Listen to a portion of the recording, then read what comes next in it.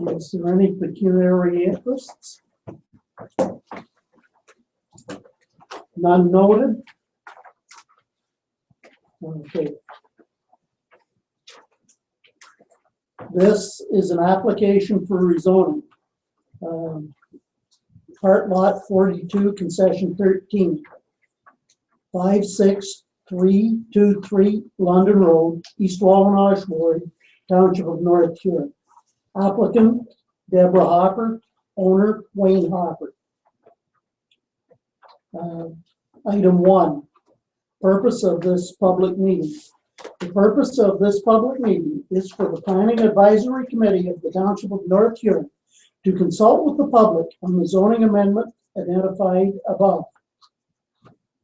2, the requirement for the public meeting. This public meeting is required to be held pursuant to the Planning Act RSO 1990 as amended, which requires that council shall hold at least one public meeting and that all property owners within 120 meters or 400 feet of the area affected shall be given notice of the meeting by the clerk of the municipality. Pursuant to the Planning Act RSO 1990 as amended, council shall forward to such boards, commissions, authorities, and other agencies as council considers may have an interest in the proposal sufficient information to enable them to understand it generally. 3, purpose of the zoning amendment. Do you want to explain that, Laura? So this zoning application is one of the conditions of severance E36 2014, which was a surplus dwelling severance to sever a farmhouse off of a agricultural property. So the proposed recommendation is to approve this application. The AG1 entire property would be rezoned, with the severed parcel of the farmhouse being rezoned to AG4, small holding agriculture, and the retained farmlands would be rezoned to AG2, restricted agriculture. So again, it's recommended that this is approved. Thank you. Okay. Point 4, comments of the county planner. Is there anything extra? That's good then. Comments of the applicant or agent. Let's see them here. Comments of others. Anyone want to speak in favor of or against?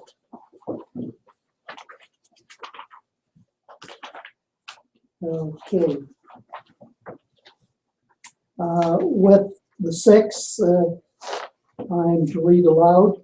If a person or public body does not make oral submissions at a public meeting or written submissions to the Township of North Huron before the bylaw is passed, the person or public body is not entitled to appeal the decision of the Township of North Huron to the Ontario Municipal Board and may not be added as party to the hearing of an appeal before the Ontario Municipal Board unless, in the opinion of the board, there are reasonable grounds to add the person or public body. 7, the Planning Advisory Committee members, questions or comments. Members of the Planning Advisory Committee are asked for any questions or comments and are reminded that a motion for the recommendation of the committee will be called for towards the end of the public meeting in item 10. Council, any questions or comments? Okay. Point 8, the zoning bylaw procedure following the public meeting. This is a public meeting of the Planning Advisory Committee and not a council meeting. Thus, a decision of council may or may not be made this evening. If the bylaw is passed, the clerk is required to send notice of the passing of the bylaw to all persons and agencies notified for this public meeting. There is a 20-day objection period from the time notice of passing of the bylaw has been mailed by first-class post, wherein submissions or letters of objection or support in respect to the passing of the bylaw will be received by the clerk. If an objection is received, an appeal is lodged with the Ontario Municipal Board. And at that point, the township no longer has any control over the time factor involved. If council does not pass the bylaw, the applicant may appeal to the Ontario Municipal Board. If the bylaw is passed and no objections are received within the objection period, the clerk certifies that the bylaw is in force and of effect as of the date of the passing, and notice is forwarded to the Huron County Planning and Development Department.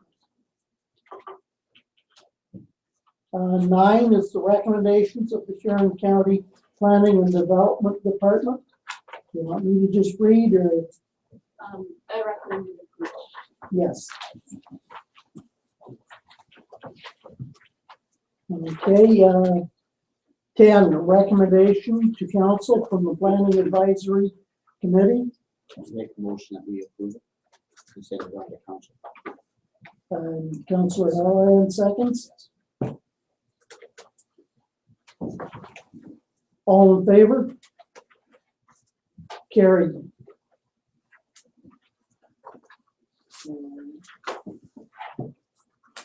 Okay. That there being no further business before the Planning Advisory Committee, the public meeting for adjournment, we need a motion. Trevor and Brock. All in favor? Okay, we'll adjourn the meeting. Okay.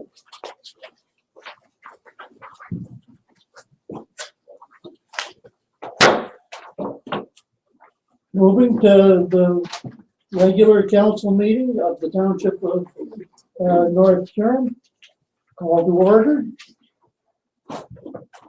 You can go ahead, please. Okay, so we have a motion accepting the agenda. Brock and Trevor. All in favor? Carried.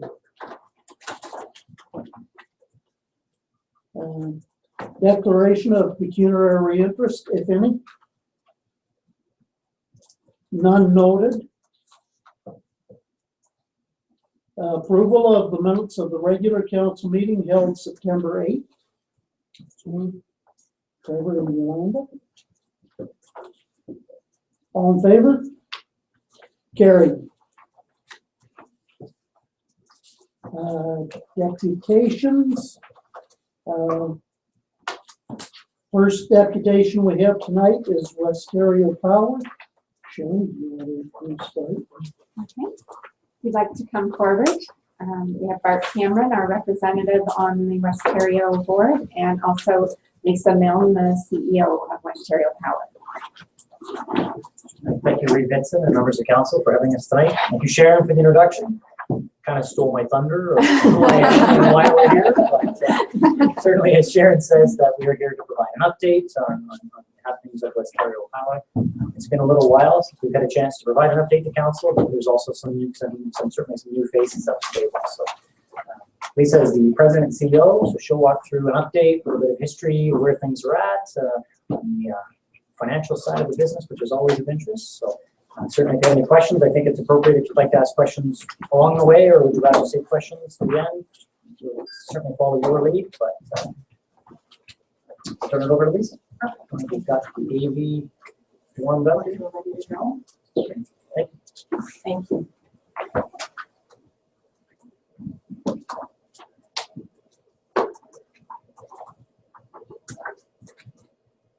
Uncomfortable pause. I wish I knew a good joke that I could share publicly, but I don't think I have any good ones.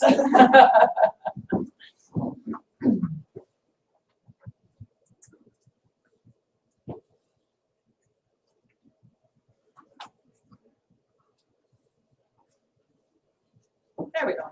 Perfect.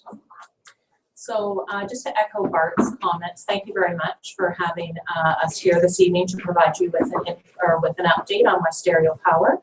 I know that you have received our presentation in advance, so I will certainly go through it quickly and not read each and every slide to you.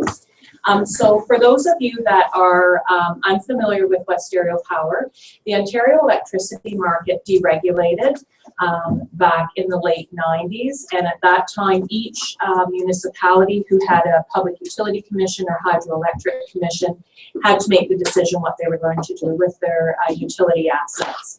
So Westerio was formed out of 8 municipal PUCs and HECs and 1 private owner, which is Fortis Ontario, that just owns shy of 10% interest in Westerio Power.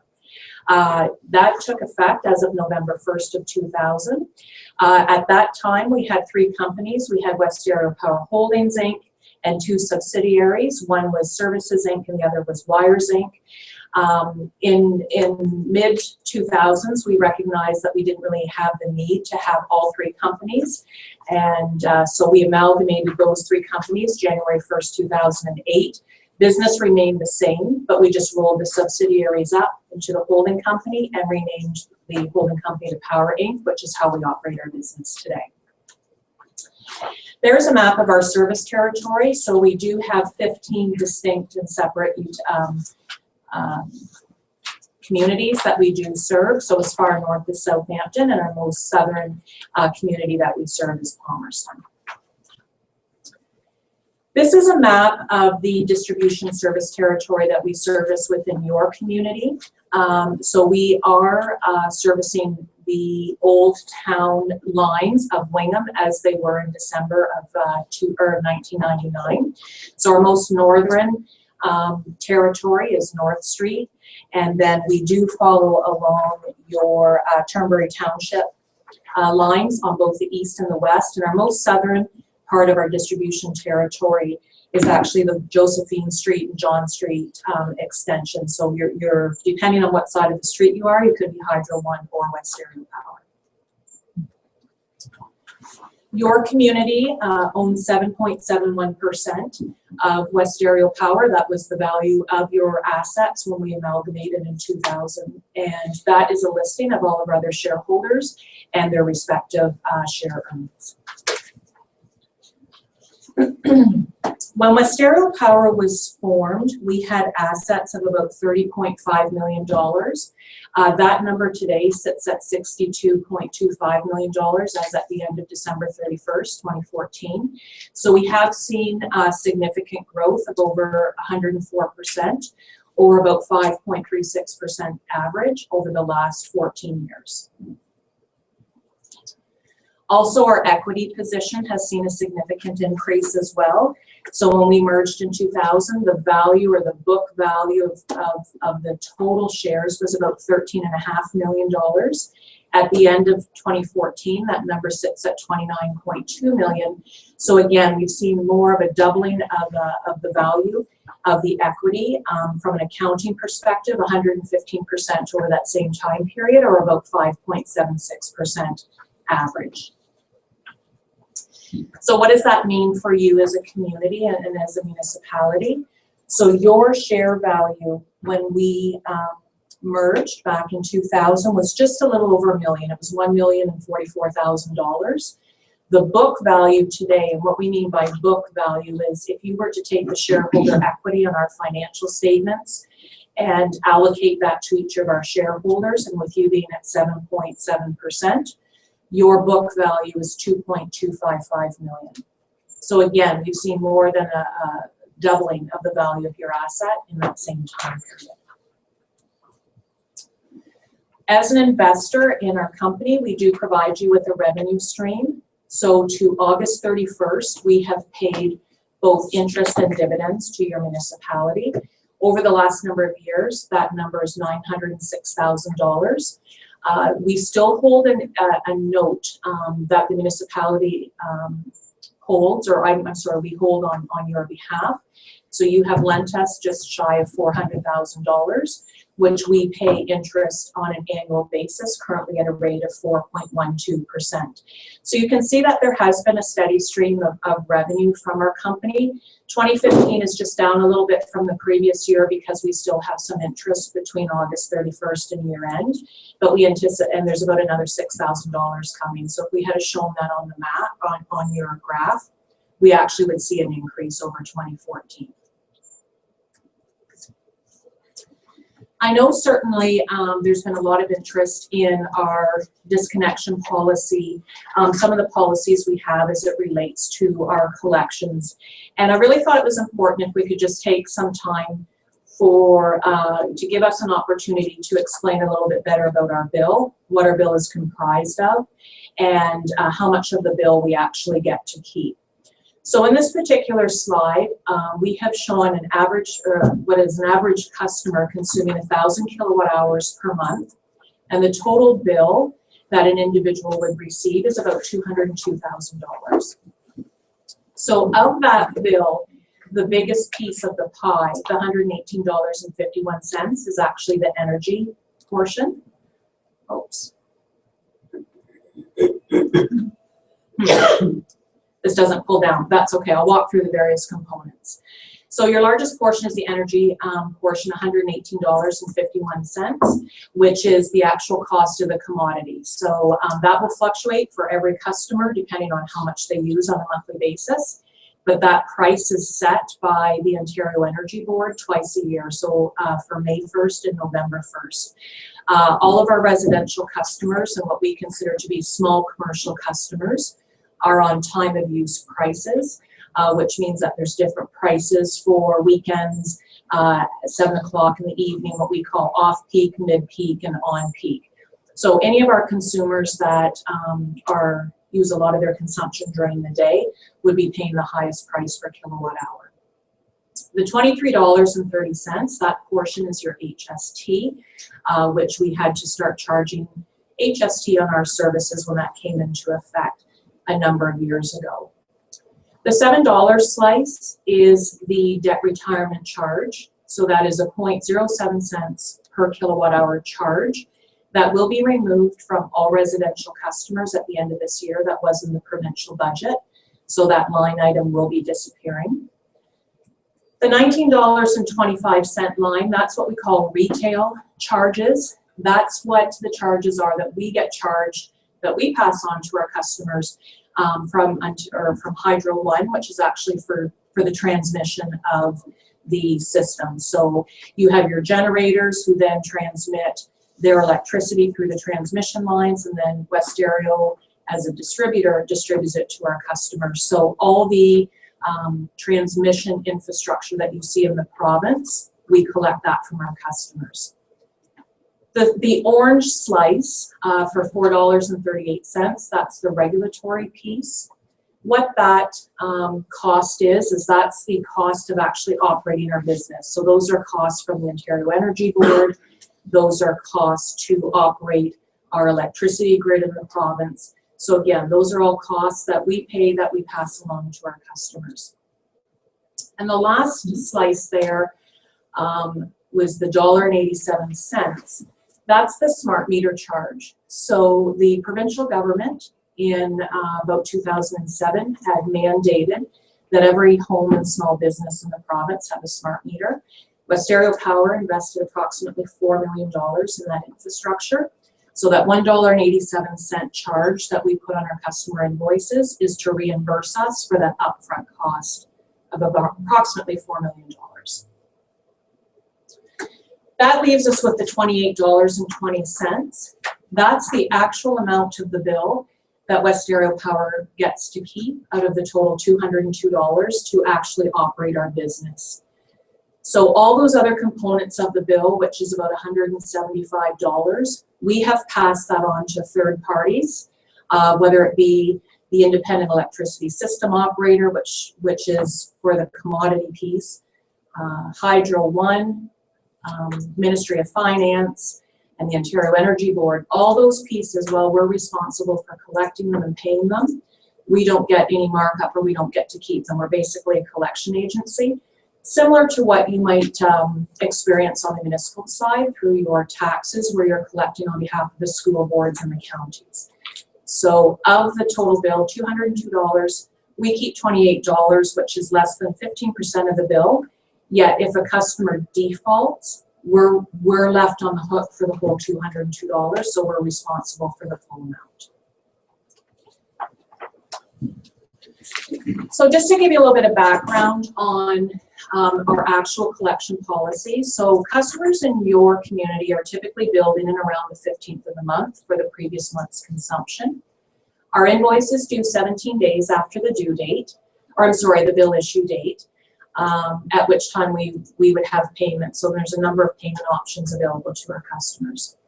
If the bill has been outstanding for 5 days after the due date, we do mail a reminder notice. That reminder notice is not mandated by the Ontario Energy Board, who regulates our business, but it is actually a friendly reminder that we send to our customers. And if after 12 days or 7 days after the reminder notice is mailed out, the bill is still outstanding, then we will actually hand deliver a notice to the premise advising them that their service is up for disconnection.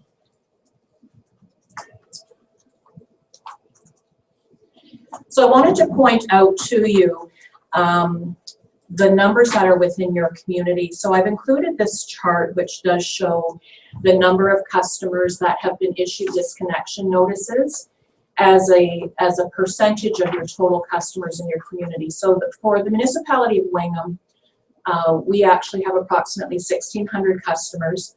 So you can see there month by month the number of disconnection notices we actually issued, which means that customers were basically 12 or more days past their due date. So actually the highest number you had was in the month of April, where 7% of your customers received disconnection notices. At that time, the disconnection notice that customers do receive stipulates all the payment options that are available to them and what they're to do. So customers have up to 10 days or 21 days if they're deemed low income to contact our office and try and make suitable payment arrangements with us. So we do offer a number of payment arrangements, and I know I've put them in the presentation, but we do have ad hoc payment arrangements where someone might say, I'm getting paid next Friday, can I make payment? And we will agree to that or not for whatever reason. We have formal payment arrangements which are available to all customers in the province. That is regulated by the Ontario Energy Board. Those are called arrears management programs. We offer those. There may be a requirement for the customer to seek assistance either through the United Way or through the county or through other service groups. Sometimes churches will get involved. And so there's a lot of number of options available to customers. So what we've done in the last column is, in the month of January, while we did order or issue 97 notices, we were able to come to suitable payment arrangements with 94 of those customers. So in the first month, 99.99825% of your customers, Bart's laughing because we're both accountants. And so we just love numbers. And I really could have gone a few more decimal places, but I didn't know that it would add any value. But I think the point that you can see here is, while we're unfortunately not able to come to arrangements with every single customer, there's a significantly high number of customers that we can. And even in what I would consider to be your worst month in your community, which would be the month of March, where there were 5 customers, and also in the month of May, where you had 5 customers that were disconnected, that still represents 99.9968% collection. So I think for anyone that is in business, and even at a municipal level, if you have a policy that you can meet the needs of 99.99% of your customers, that's pretty tough to beat.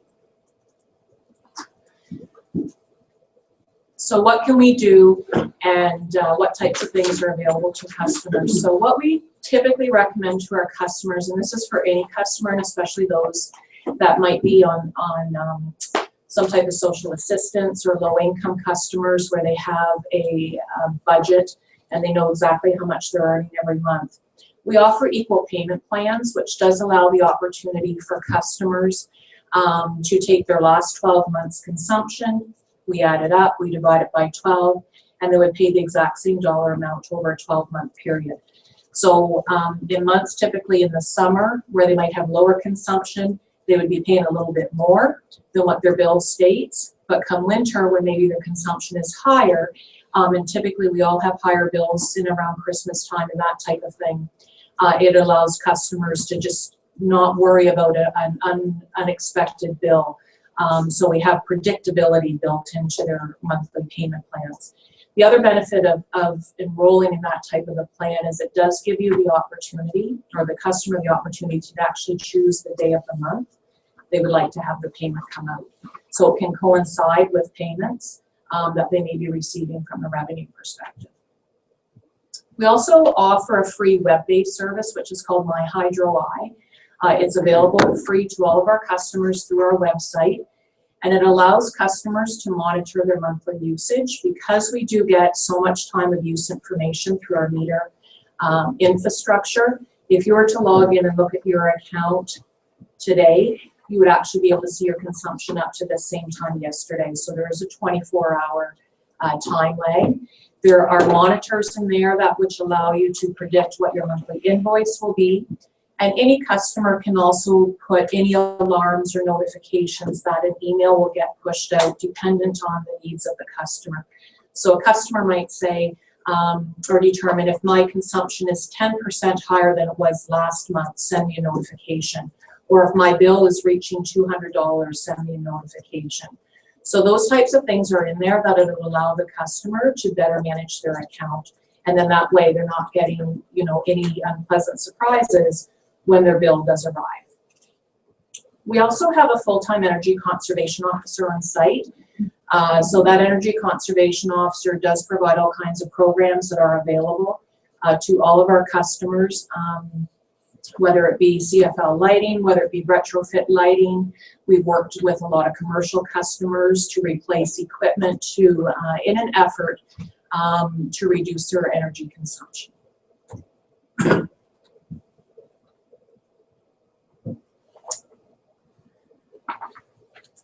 What's happened here? I'm missing some slides. This might be in PDF, is it? Maybe when it got PDF, we lost a little bit of the presentation, and I apologize for that. For us and some of the assistance that's available, the number one thing that we can never emphasize enough is when a customer does have difficulty with paying their invoices, to actually contact us immediately. When they do receive notification in the mail, contact us immediately. It's easier to deal with an issue early on if there's a problem. It's much easier for our staff to work with the folks if we can get a heads up. What happens too often is customers, for a lot of reasons, may not contact us until the 9th hour, and then everyone's left scrambling, and it becomes a very stressful and difficult situation for everyone. So we do highly encourage those to contact us as soon as they can. We do have a number of partners that we work with. So we do work with United Way. There's a provincial helpline, which is 211. And we also recommend that any of the county social service agencies, they also have programs available that for those that can assist. There's things that could happen at the municipal level as well. I've talked to the municipalities.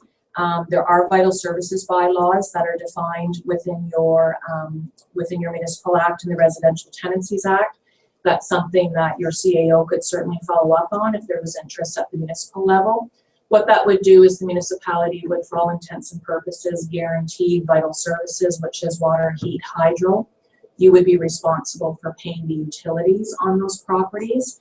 And then if the individual were to default, that amount would get added onto your tax roll, and you would be able to collect it from your tax roll. When back pre-2000, PUCs and HECs had the ability that if there was a default on their electricity bill, that could be added to the tax roll. Since our industry deregulated, we no longer have that opportunity. So if a customer defaults, and it's difficult to explain, but we're providing a service to a customer where they've consumed it, they've used it. We have no recourse. We can't go back on that customer and get our product back. It's gone, it's consumed. So, and we don't have the ability to put tax liens on or even liens on property without going through significant legal, which we've had to take in certain steps at commercial levels, but certainly at the residential level, it's just cost prohibitive for us to do that.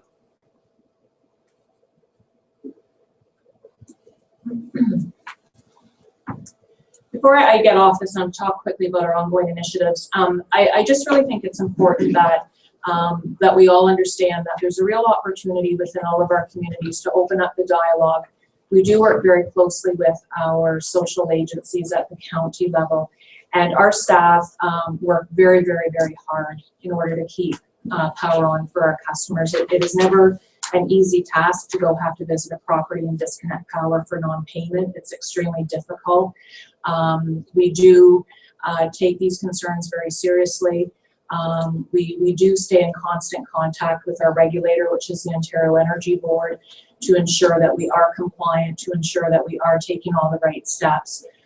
But for a number of our properties, and what I really didn't express when we looked at some of those statistics in your community, what we find, and I did some numbers before I came here, in your community, a lot of these properties are already vacated by the time we actually attend the property. They're mostly tenant situations where midway through the month, or they're already behind on their rent, their landlord is after them. You know, we've been following up with them under arrears. So just even going through your numbers, I found 50% of the properties were vacant. Of the other 10 properties, so there was 20 over a 5-month period. Of the other 10, unfortunately, a lot of these customers tend to be repeat customers. Unfortunately, some that we had actually disconnected earlier in this year are up for disconnection again. They haven't made payment since we last disconnected them. So we find with, you know, we try our best and we work very hard because we are really at last resort when we go to disconnect a customer.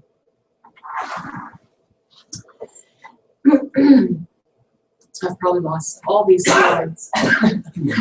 So I just want to talk quickly about some of our ongoing initiatives and our opportunities. Part of our business plan, one of our goals is to grow our business. As per our earlier slide, we are limited by our distribution territory as it was defined back in 2000. So unfortunately, what we're seeing today is a lot of growth is outside of our service territory. And in most cases, well, in all cases, it's Hydro One. So because we have such low growth rate, we're always looking for opportunities, some synergies, and an opportunity to grow and expand our business. So if there is ever an opportunity for mergers or acquisitions, I think Westario is uniquely positioned, simply because we do have a private partner that does have equity available to us.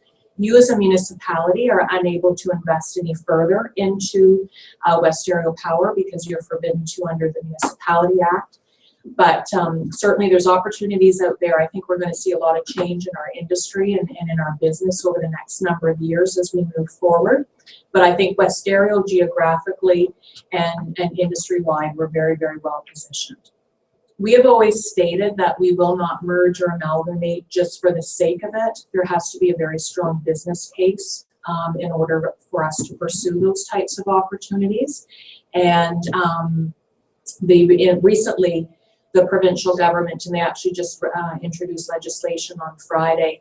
We're seeing some changes to various acts, which is actually lifting some of the barriers that we have recently encountered, which are very confusing things for even accountants, which are issues like transfer tax and departure tax.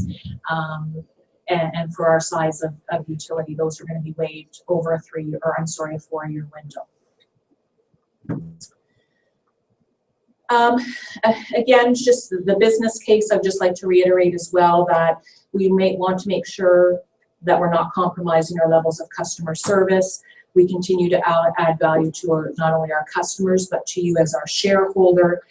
We would certainly want to see improved financial performance. While we're quite pleased with what we have been able to provide you over the last number of years, we think that there's greater opportunity if we can find some synergies. And we want to make sure as well that we do have funding available to continue with our system upgrades in your communities. And the last item I wanted to touch on, and this is more for staff, is we were one of the founding members of the Utilities Communication Forum, which is an opportunity for all utilities, including electricity, gas, telecom, all the counties, all the municipalities within our service area, where we meet on a regular basis to talk about capital projects, some of the activities we have going on in our business, if there's any policies or changes that might impact one another. And I think there's a real opportunity to open up the dialogue and have some discussion, especially when we have limited capital dollars that we all have to work with. Quite often we will find that if you as a municipality have a project that you are planning on doing in 2016, we're going to be working on the same streets in 2017. So if we can all come to the table, bring those forward, we probably have a little bit more flexibility than you do at the municipal level to make some changes to our capital plans and our capital budgets. But if you're there 2016, we may as well be there 2016 and not wait and come back and rip up everything that you've maybe just put in the ground. So I think there's some opportunities there. We've learned all kinds of great things and had great ideas just working together. And I highly encourage your staff to continue to go, and for those who have an opportunity and can add some value, it is certainly been something we've been quite proud of. That is everything I had from a formal presentation, and I apologize my slides didn't come all the way through, and I hope I'm kind of peeking. I see that they were on your handouts. Okay, thank you. So I'm welcome to take any questions that anyone might have of myself or Bart. Perfect. So, the only real question I have is that who determines if residential or commercial is a low income? Who determines that based on your criteria and your policies? Who's the keeper of knowing who's low income and who's not? We do not receive any financial data of any of our customers. A low-income customer has to be designated by one of two ways, either by a social agency, so that's normally at any of the county levels, so your county social services, or the United Way and Bruce Gray. So any social agency that would be assisting with a warmth program, or like a Salvation Army in some communities. The actual definition is outlined in the distribution system code as to what that eligibility criteria is. And it's typically a percentage of, and it's really in line with the federal government's definition. And, but we do not qualify. That's all done at an outside agency, and we receive written verification. Thank you.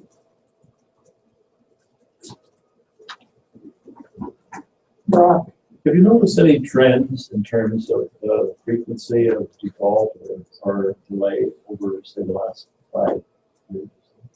We're certainly seeing a significant number more. I think that when we sent a letter to the municipalities, and even year over year, we've seen, I'll get you the correct number, what the increase was. Our number of notices that we delivered, so these would be customers that were at this point 12 days overdue, increased between 2015 and 2014 in the first 5 months 43% year over year, and our number of disconnects increased by 47% year over year.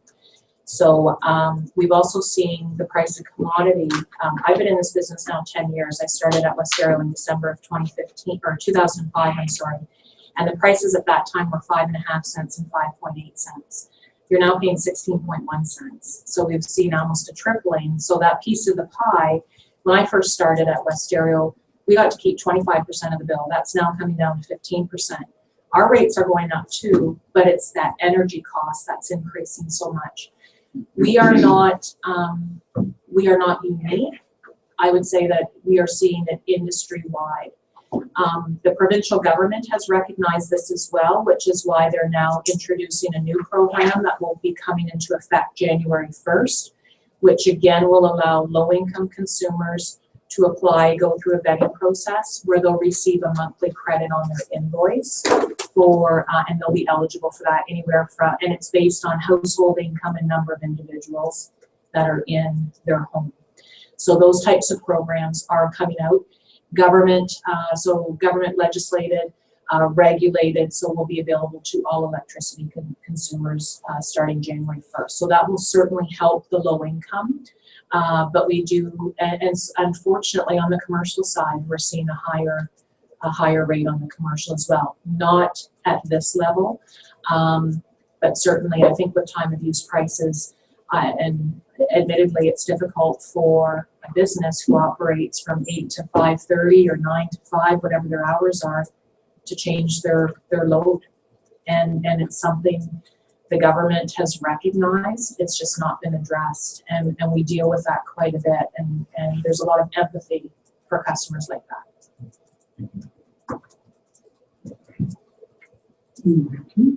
Don, I was just wondering, December 31st, is the credit coming off 10% credit? That's been a question that, as far as budgeting was concerned. It is being removed, except there are still some eligible facilities that will still receive that credit. So I would suggest if you have any concerns at the municipal level, which of your facilities may or may not be eligible for that credit, you can contact our office and we can go through that with you.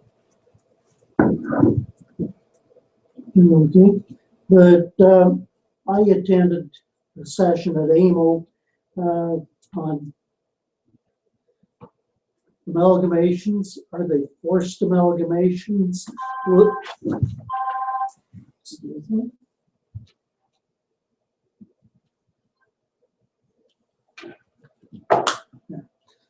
That it was a question, and that admittedly it was mostly city utilities, and they were floating the figure of 400,000 customers. That's ridiculous for our company, and that basically you're probably looking for companies for a possible amalgamation, something similar in size or whatever, and that being party to the annual meetings and stuff, that I know that it's something that the management has always been cognizant of. So I think basically it looks like a pretty good business plan that you're working under. That keep up the good work. Thank you. Anything else from council or staff? Well, thank you very much, and you're welcome anytime. Anytime you want us, we're happy to come down to.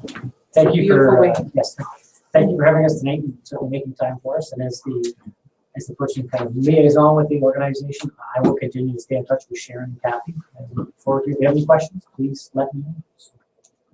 Thank you. Thank you. Thank you.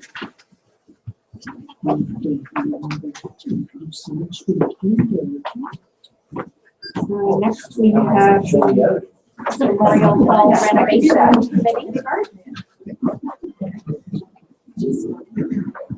So we have Jason Morgan of Alan Davis Architects, and we have Pat Mason, our Recreation Facilities Manager, presenting.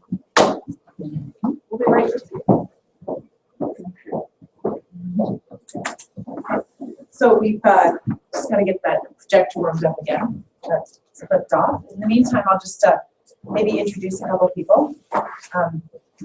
Jason Morgan is with Alan Davis Architects, and he's here on behalf of the Memorial Hall Renovation Committee.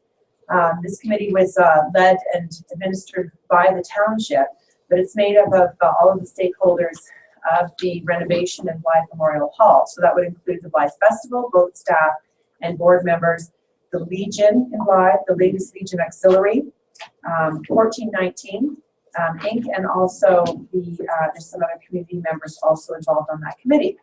So with us in the gallery we have Andy Luber, I was doing that wrong, Silver, sorry, from the Blythe Legion, and Karen Stewart from 1419. So both of them are on the board or the renovation committee, I don't know why this isn't turning on.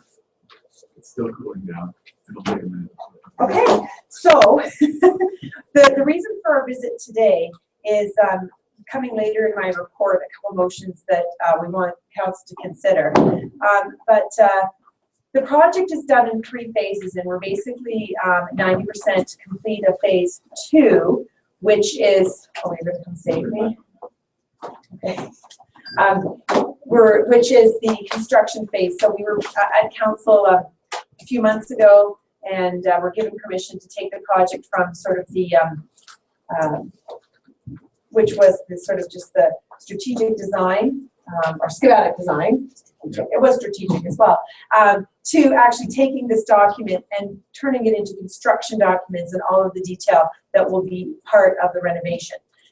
So in order to catch up our new council members, as well as bring all of the council up to date, I've asked Jason Morgan, who's one of the architects on the project, to take us through briefly where the renovation is moving, and then we can talk about the budget for the project, and hopefully then we'll later in the meeting I will bring my staff report forward to talk about the motions that we're asking council to consider tonight.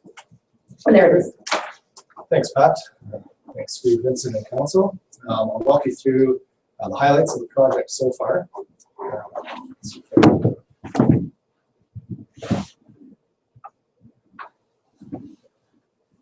It's not a slide, just a slide.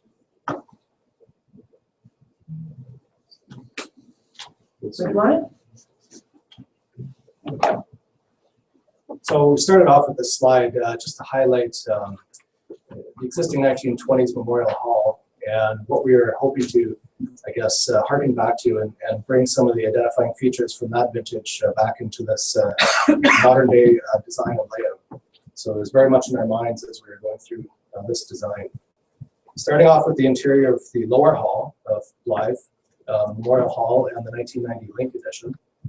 Just starting off in the lobby space, what we're trying to achieve in the lower hall and the main entrance in the lobby is trying to create a more generous, inviting space. So one of the identifying features in the lobby was that it was so restrictive, and through the large crowds coming into the Memorial Hall, it really restricted movement through that space. So one of the main efforts we were trying to achieve is a larger lobby space, open up the common circulation areas back to the washrooms and the blue areas, have it more inviting to the gallery space in the orange area, and then to the right-hand side into the lower hall.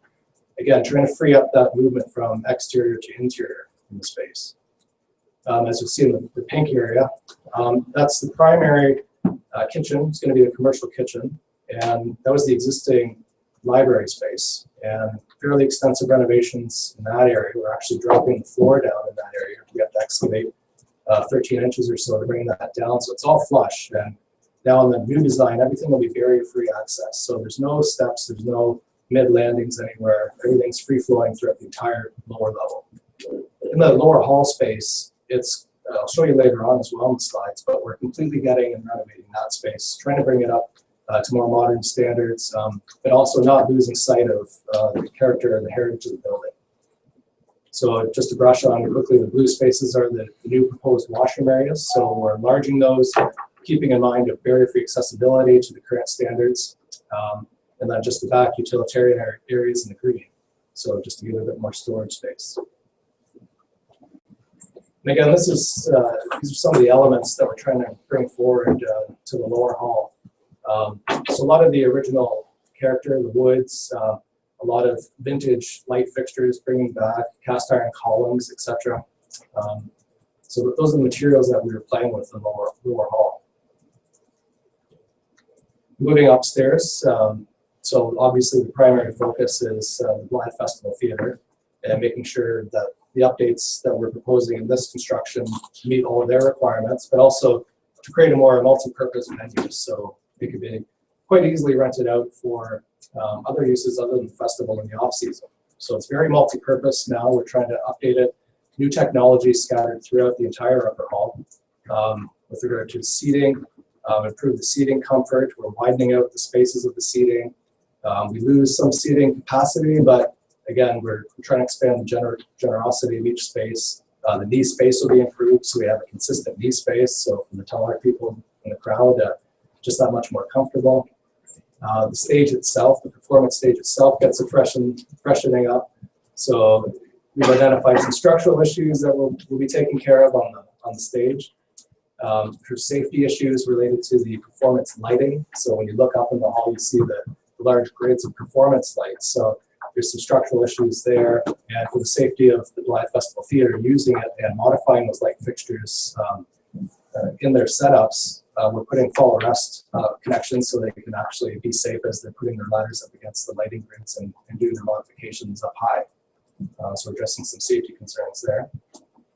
And then on the balcony section, just to the left, bottom left corner, similar upgrades to the lower hall. So new seating, the lighting booth in the bottom right corner of that plan. Again, we're updating with new technology, trying to satisfy the Blythe Festival Theatre requirements as much as we can, but again, to try to think multi-purpose and multi-use throughout the entire year. And again, just some of the finishes and materials we're playing with in the upper hall. So the seat's not exactly what we're getting, but it'll just give you an impression of some of the finishes we're looking at there. The hardwood flooring, we're looking at completely, I guess, rejuvenating. We're putting in a new hardwood floor in the upper hall as well. This really starts to help you visualize what's going on throughout the spaces. So the top right, or sorry, the top left corner is the existing lower hall. And then the main image there is what we propose to do with it. So trying to bring in some of the natural wood components, the wooden flooring, the ceilings, trying to play with the existing columns that are there. So the existing boxy columns that obstruct views all throughout the space, we're trying to eliminate and slim all that down to these nice slim cast iron columns. Just another view of that lower hall. To the left would be the kitchen, window to the kitchen to the left-hand side, and to the right-hand side is the actual existing entrance into the lower hall. Another view of the lower hall, so we're looking back towards the kitchen spaces to the right, and then to the left again is the entrance into the lower hall. I'll just go back one slide, just to point out the windows at the far end of the room there. They're actually, the one window is actually visible to the right, but the other windows around the room are actually concealed in existing washrooms. So we're eliminating all the washrooms out of that lower hall, at least that side of it, trying to bring in some natural daylight into the lower hall and really give that interaction to the street and bring some of the nice light into that lower hall. Moving into the lobby that I spoke about to begin with. Again, to the left is the existing condition, to the right is what we're trying to achieve is, again, just trying to open the lobby up. We're rotating the bottom flight of stairs to gain a bit more space back to the washrooms, opening it up for barrier-free accessibility is a big part of what we're doing. So to give a bit more generous space back there is one of our prime goals. Another view of the lobby stair, just redirection of that lower flight and then looking back towards the upgraded washrooms. So you can see on the left-hand side where the stair now comes off the 90-degree angle, we're rotating that and freeing up some extra space there. And we're moving the machine room, again, which was beside the stair, back to some utility spaces in the back. Now we're moving outside the building to the courtyard. So a lot of changes, a lot of upgrades occurring outside in the courtyard. This is the design by Stantec Engineering for the courtyard space. We're keeping an existing tree, but basically all the rest of the courtyard is being redesigned to the layout you see here. We're keeping barrier-free accessibility in mind again. We have dropped curbs now, so someone can pull up, park, offload. Everything's free and clear right into the building now. We're putting in an ice melt system, so all the diagonal sidewalks that you see, they'll have an ice melt system in it, so it reduces maintenance and long-term care for the sidewalks in winter months. So when you see it when it's done, it'll be free and clear in the wintertime and no mucking around with snowblowers and shovels and all that. Trying to create some more communal courtyard spaces. We're trying to also preserve a lot of the memorial elements that will exist right now, but we're trying to relocate and preserve as much of that original character and artifact that was there in the courtyard. Going back to the first slide I showed you, so the 1920s Memorial Hall, one of the main features that we're trying to do is capture that original 1920s character. So the cupola at the top of Memorial Hall, we're going to basically restore to that original 1920s character. The entire gable of Memorial Hall will be upgraded. And we've gone back and looked at all the historic photos, and we're capturing all the existing trims and all the existing elements that really made the hall what it was originally. Upgrading the lighting in the gable end, again, just to accentuate some of those upgrades that we're going through right now.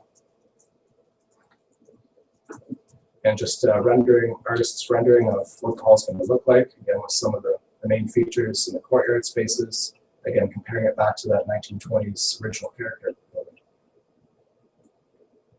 And final slide, just another view, updated lighting throughout the courtyard and the building itself.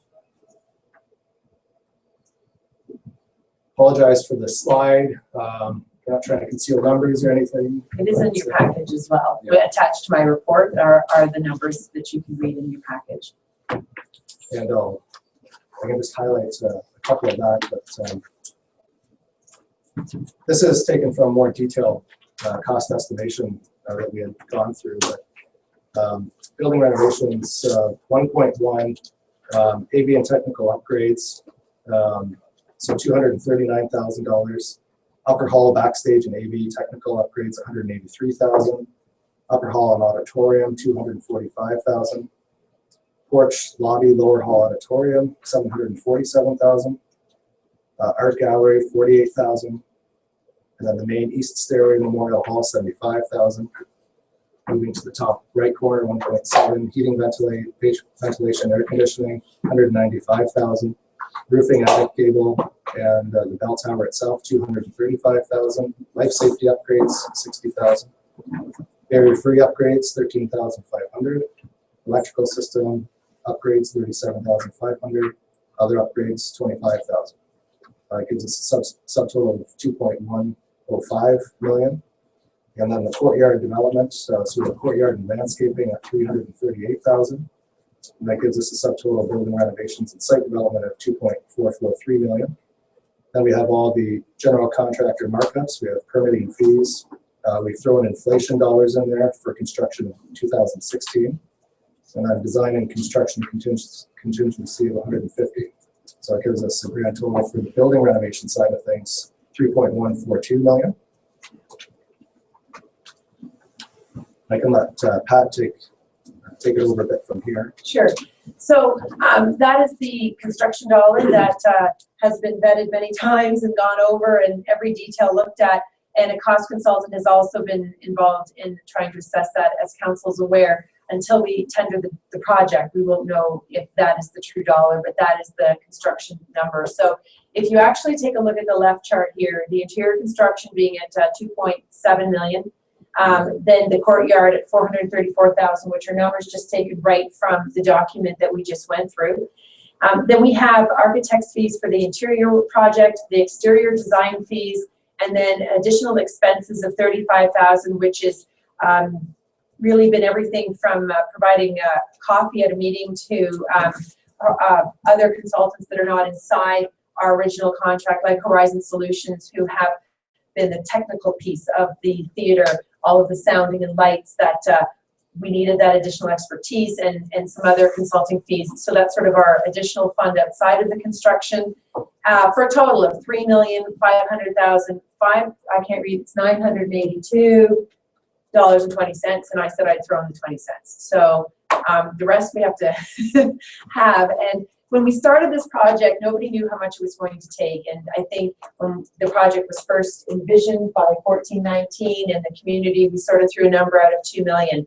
And then once we got into the meat of it, and once we realized all of the challenges in that building and all of the goals that are associated with what this building, it really is going to have a brand new life and another, I don't know, 30, 40 years of life now back in it. It's going to take the 3.5 million to get there. And so I really before I finish, I want to thank the committee who has been working tirelessly on this. It took us 3 months to select an architect. It's taken us a year to get to where we are today, presenting this to you. We discussed everything from how large a door should swing open to, you know, what the nose ends of the stairs should look like to, you know, how should that wood floor flow. Everything has been vetted by the committee. There are large construction documents, more than welcome to go through them if you'd like, but we've tried to summarize this into a very brief, encapsulating presentation tonight. So on the right-hand side here, the 3 phases of the project have been phase 1, the schematic design, which we finished back in September. And then we went into the construction document phase. I'm sorry, we finished that in 2014. Then we went into the construction phase, and we're finishing that now, and moving into what we hope will be the construction phase in the fall of 2016.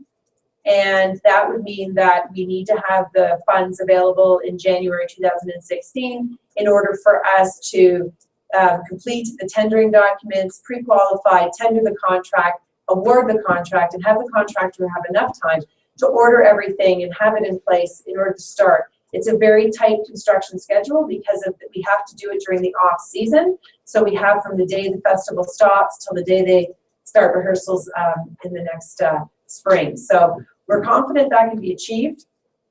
Once again, I just have to thank everybody, Andy and Karen are here, for their assistance on this project. So what we wanted to do today was to bring council up to date. Last time we presented this, the project was not at $3,500,000. However, the commitment from the Township of North Huron remains at $500,000, and 1419 is still contributing the rest of the money. We have been in very close contact with them throughout this process to ensure that the increased budget was still manageable by their fundraising, and that is the next delegation, and they're going to talk about their work in that. But we're here just to answer any questions about the renovation, the budget, or the project renovation.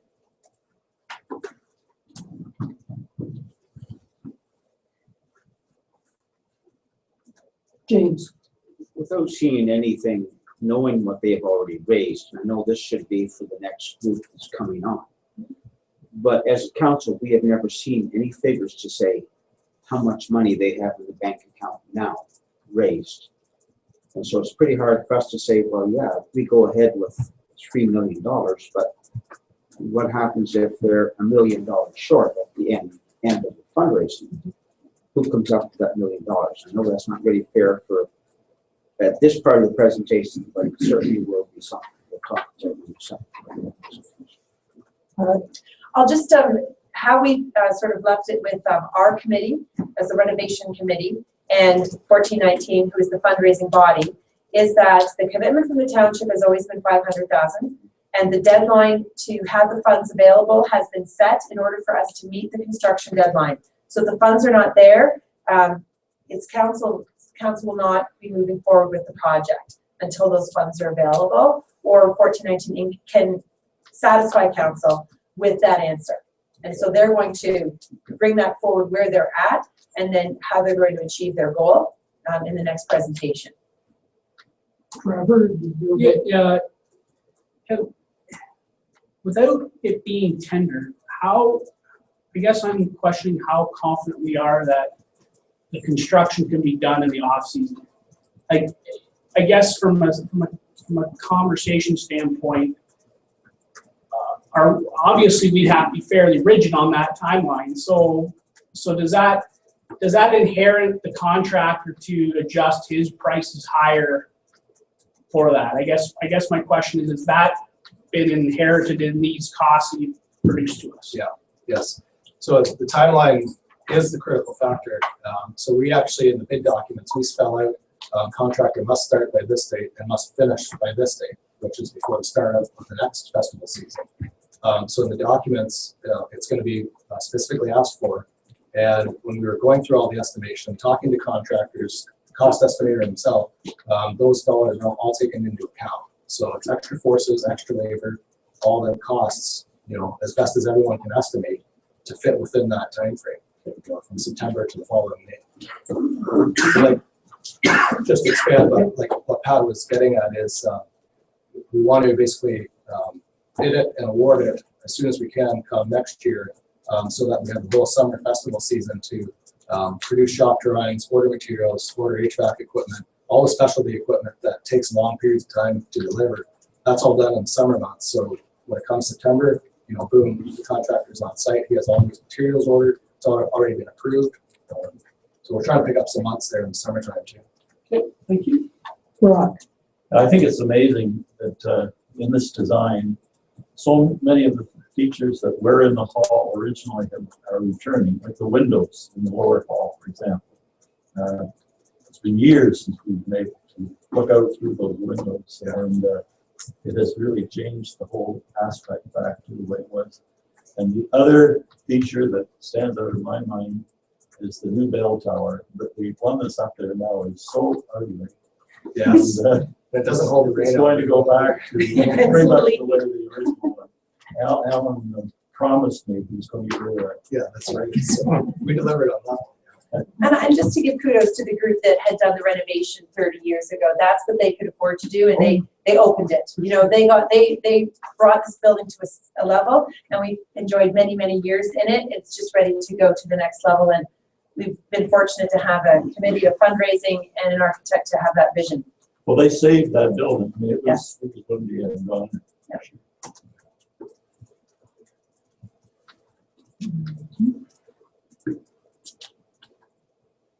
Well, thank you very much for that.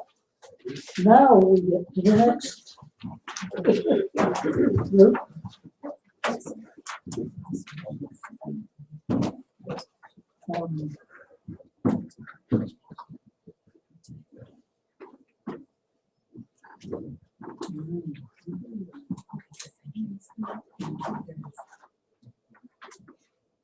So I gather that it's Karen Stewart and Peter that are doing this next portion. Yes, indeed. Thanks a lot. Welcome. Thank you.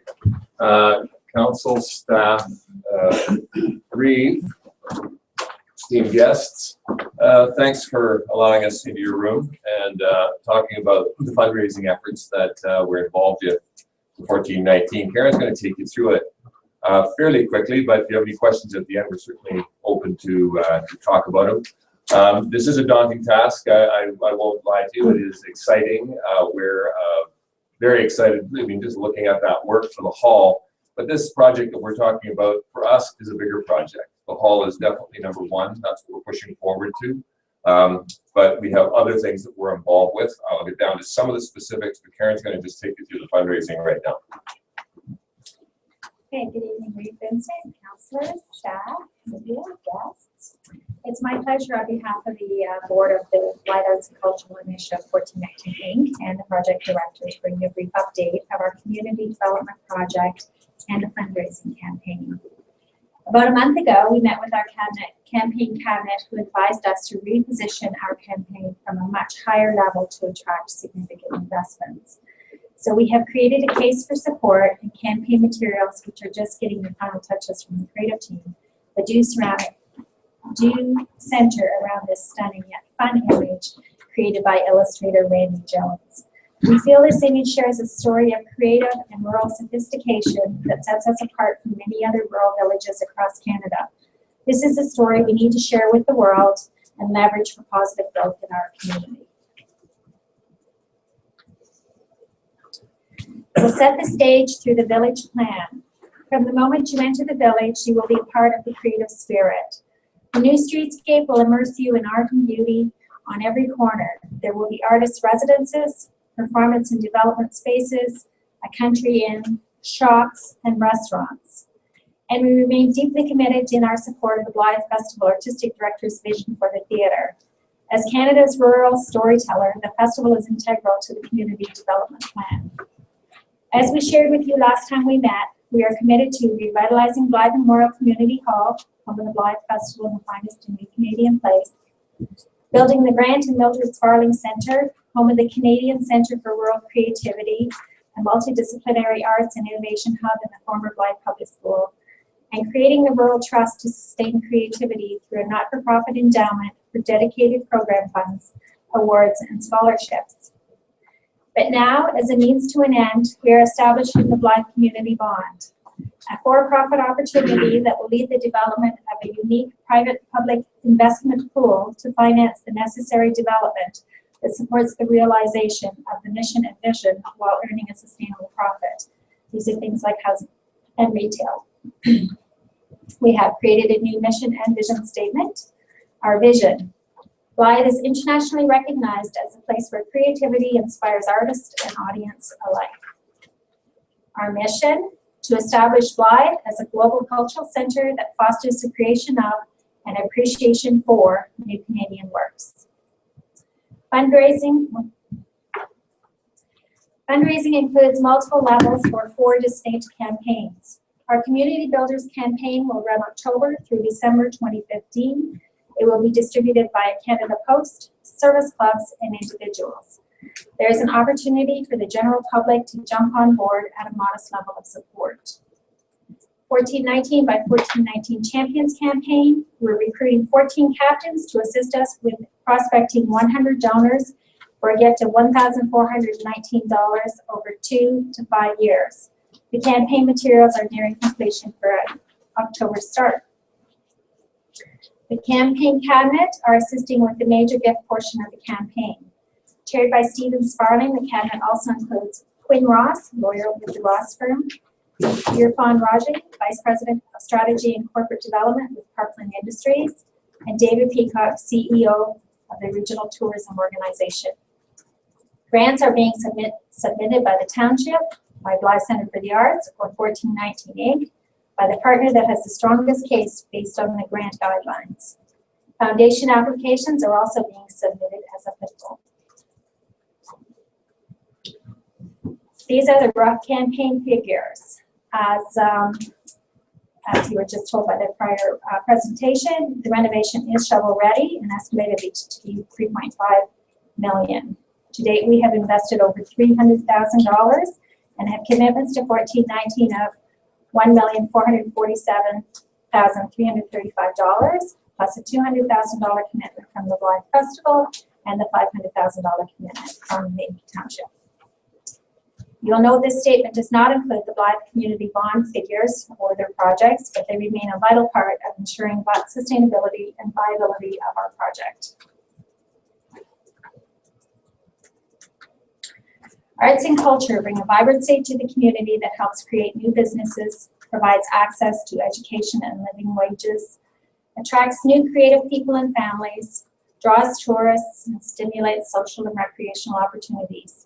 We know you're invested in our community too, and we ask for your continued support and participation in this vital initiative for growth and sustainability in North Huron. However you participate, you will be a partner in a Canadian cultural initiative born in this unique creative place. The scope of the project allows for participation in a variety of ways, whether it's for profit investment through the community bond, not-for-profit involvement through the Rural Trust, or it could be creating a legacy through a naming opportunity, contributing philanthropically for a charitable donation, or by donating in support of a unique creative program.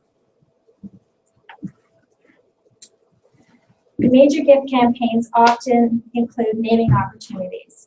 We look to North Huron for approval to negotiate the following opportunities in good faith. We plan to negotiate 20-year terms, and we will come to you as applicable for final approvals. We're looking at the lower hall, the kitchen, the south lobby, and the courtyard. A letter has been sent to the Royal Canadian Legion and the Legion Ladies Auxiliary up to branch 420 indicating our desire to offer these spaces, and no concerns have been received. Blythe Festival has initiated a seat sale campaign, and there are 400 seats.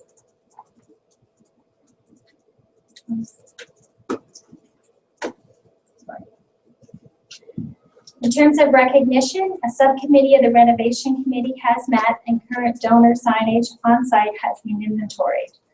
Our board has requested some extra time to consider options. Their commitment is that recognition will be commensurate with the size of the gifts. Funds for donor recognition and signage have not been budgeted, and North Huron will have final approval of any of that signage or recognition pieces. We are establishing a programming committee to assist with the development of the Canadian Centre for Rural Creativity. This past summer, we ran pilot projects that included fashion arts, documentary filmmaking, photojournalism, and photography. The documentary film project was a partnership with Huron Arts and Heritage Network, Imagine South Huron, and Live Festival. The project was an exploration of traditional music in the county, which included Tuesday Tunes group members from Seaforth, the Celtic Festival, the Huron Pioneer Threshers, and the Barn Dance Society. Short clips will be provided to each partner, and a full-length video will be shared with the community later this fall or winter. Jennifer Dreamster Johnston, the lead on the Fashion Arts and Creative Textiles program, is doing further research on a viable program that includes surface design and dye techniques. The photography course with Heather Martin and Prophet Sheridan, who grew up in Belgrade, some of you may know her, was a critical success. Young photographers were highly engaged in this exciting project that explored rural. And a 5-week photojournalism project has been rescheduled to start in October. Another pilot project this year was the garden. It drew a lot of interest from the community and from visitors to the village. We harvested twice weekly, providing 4 restaurants and Scrimmager's Food Market with varying amounts and types of fresh produce that range from tomatoes, potatoes, beets, and carrots to summer squash and herbs like basil, dill, and summer savory. We learned a lot this summer. This will be a learning garden where skills like soil preparation, planting, weeding, harvesting, canning, and preserving will be shared. We will be constructing a greenhouse on the site and planting berries, rhubarb, and the like. We're also catching rainwater from the roof in large tanks. On the day they were installed, 1,600 gallons of water were caught for watering purposes, which was 4 full tanks. I'm just going to share a little bit with you about our upcoming conference. So Rural Talks to Rural is a conference that came about because of Keith Ralston. And Keith came up to me one day and he said, you know, it'd be nice if we could just have rural people talking to rural people about some of the innovations and some of the things, challenges that they're meeting, rather than have it be through consultants, government agencies, or academics. All 3 of those groups will be invited to the conference. But our focus will be on rural talking to rural about innovations, things that are happening across the country, exciting things that are happening that are revitalizing rural communities. I don't have to tell anybody in this room that rural is at an interesting place. Maybe not a crossroads, maybe not a fork, but it's at an interesting place. You know all the challenges, you face them every day, I'm sure. I recently was given a report called The State of Rural in Canada 2015. It was something that Wayne Caldwell gave me, and Wayne is one of the organizers for R2R. And the interesting thing about this report is it comes from every province and every territory in our fair country. Surprisingly, the challenges are not different.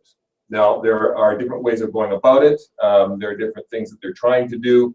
But bringing people together to talk about these challenges to me is a really exciting opportunity for us. Also, they would come to this community, this region.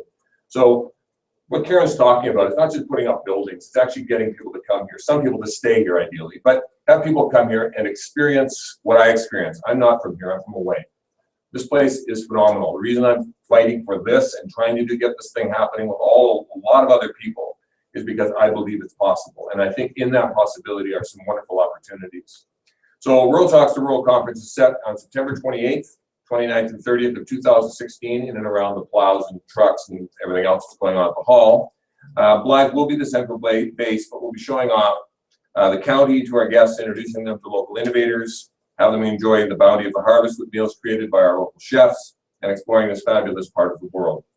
The R2R committee has been meeting regularly, and we've gathered a great group of people. And I'm just going to list them. The only reason I'm going to list them, I know you need one more list, is because it's a lot of different people from a lot of different groups. And I think these partnerships are really vital and for all of our success.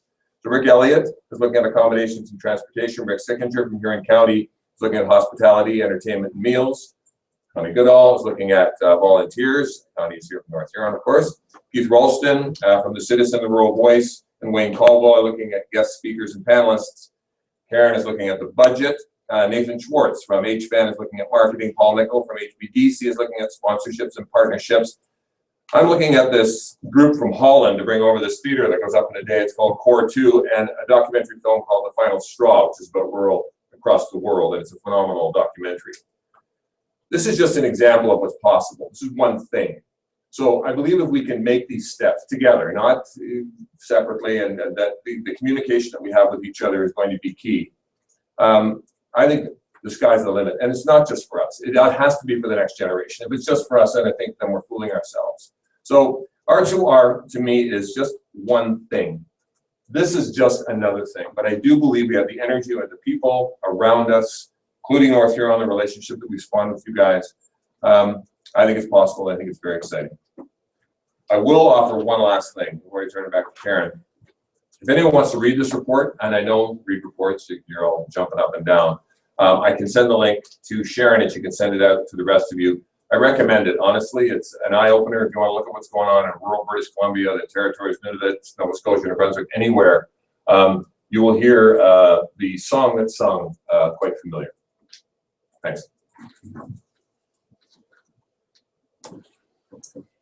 We feel strongly that you as municipal leaders can become ambassadors for cultural development in rural communities across Canada. We hope you will commit to these two tactics. As you travel the region with your municipal work or as independent citizens, we ask you to promote North Huron as Huron's cultural capital. And we hope that you will help us promote business development and endorse North Huron as a place in which to invest and live by drawing on our cultural assets and all that we can offer. So the 1419 board would like to thank North Huron Council for the opportunity to participate in the North Huron Economic Development Strategic Planning Project as an arts and cultural stakeholder. Through this initiative, we look forward to working together to create a solid 5 to 10 year plan that will include the village revitalization plan and the necessary infrastructure to meet the demands of a growing economy in North Huron.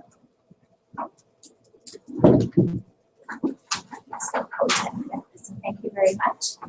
If anyone has any questions, I'll try and answer them. James. I guess I'll go back to the financial To thing. the question. We thought I would. I was expecting it, yes. Is there any way that we as council can be kept up to date on a monthly basis? But right now in September, this money has to be here January 1st. That doesn't give us a very long time. We as a council have no idea how much money you have sitting in a bank account, or if you do have money sitting in a bank account. And I think to work as good partners, this is something that we need to have full communication. Yeah, I think that's fair. I do.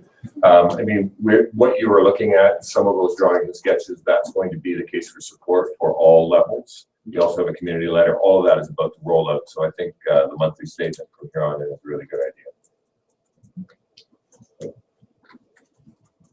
So we will get that? Yes. Okay.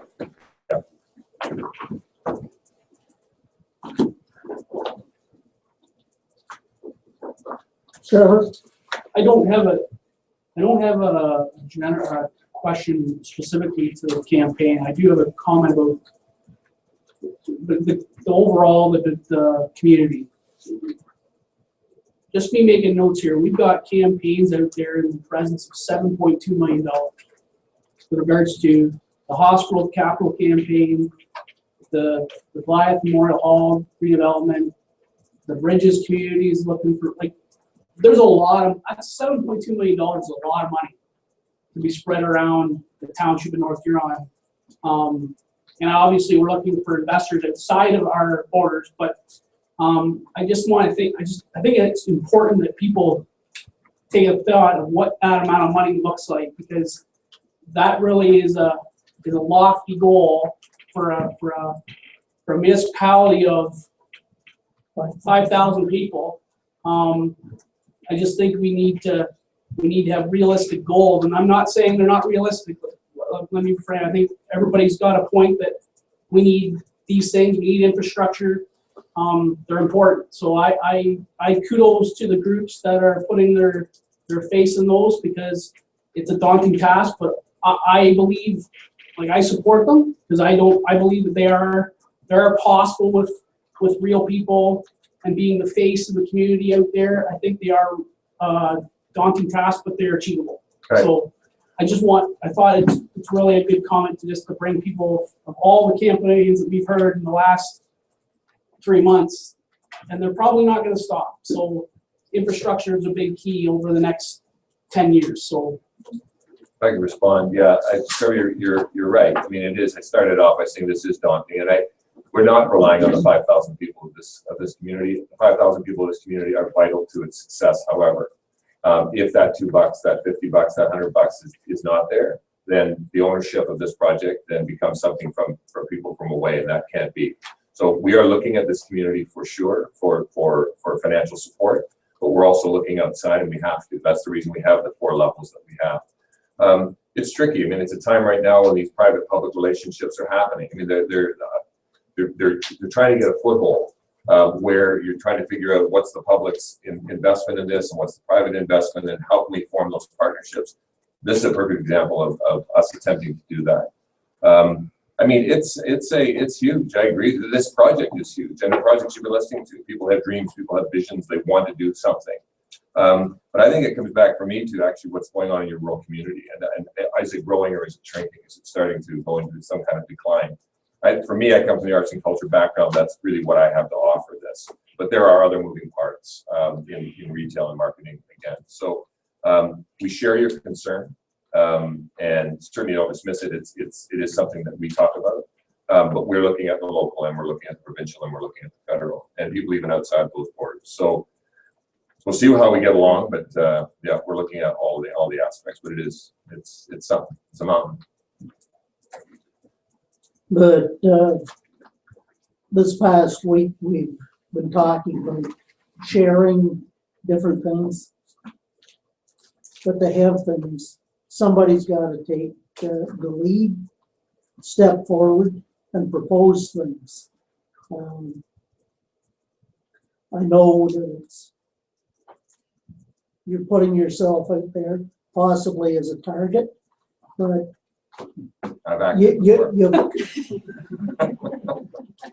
I've spoken before too. That I think this is an opportunity that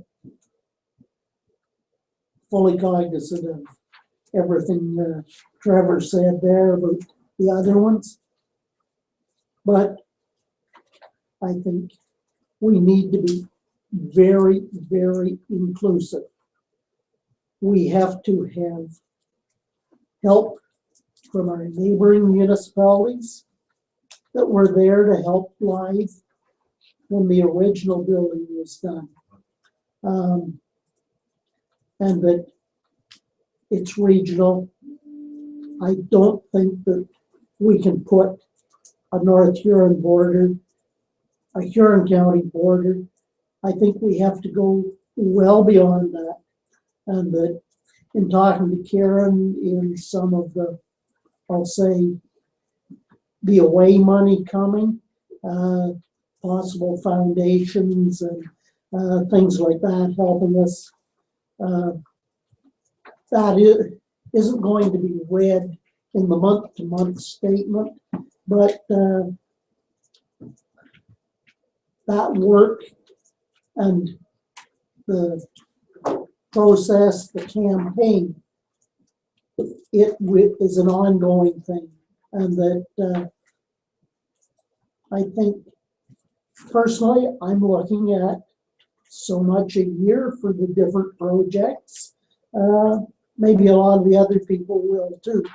And that's not bad because you've got a person you can trust their word that are going to try and fulfill over a period of time a much bigger sum of money than they could in any 1 year. So thank you very much. I've enjoyed working with you on the things. That's great. Any other questions?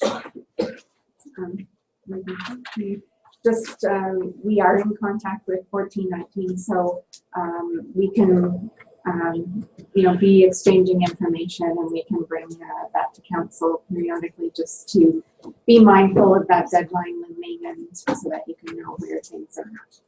Yeah, that's great. Thanks a lot, everybody. That's excellent. Yeah.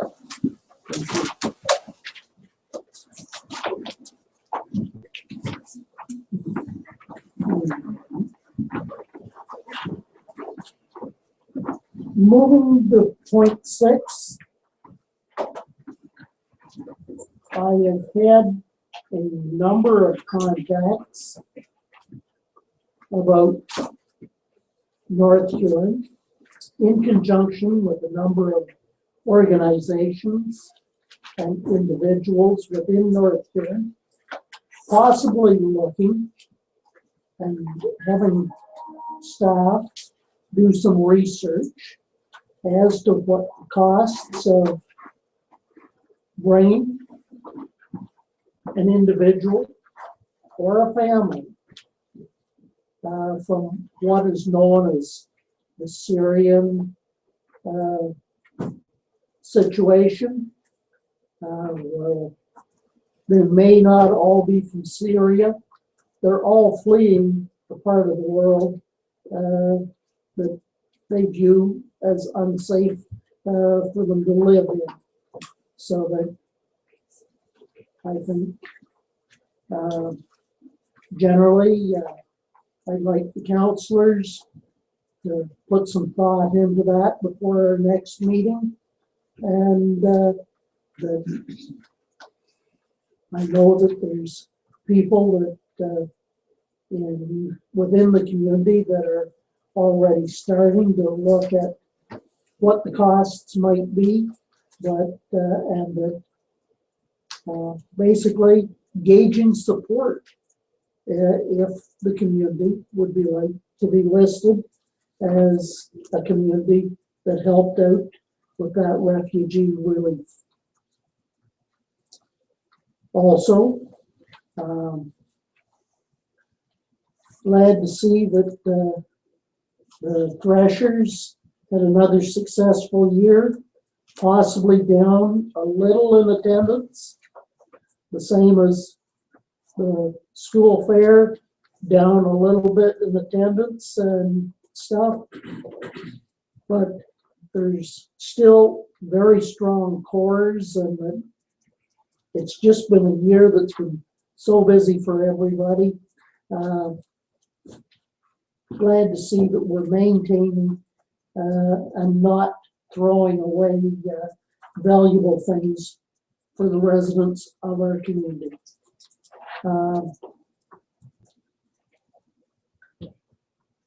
For the county council report, basically 4 days last week that I was involved in meetings.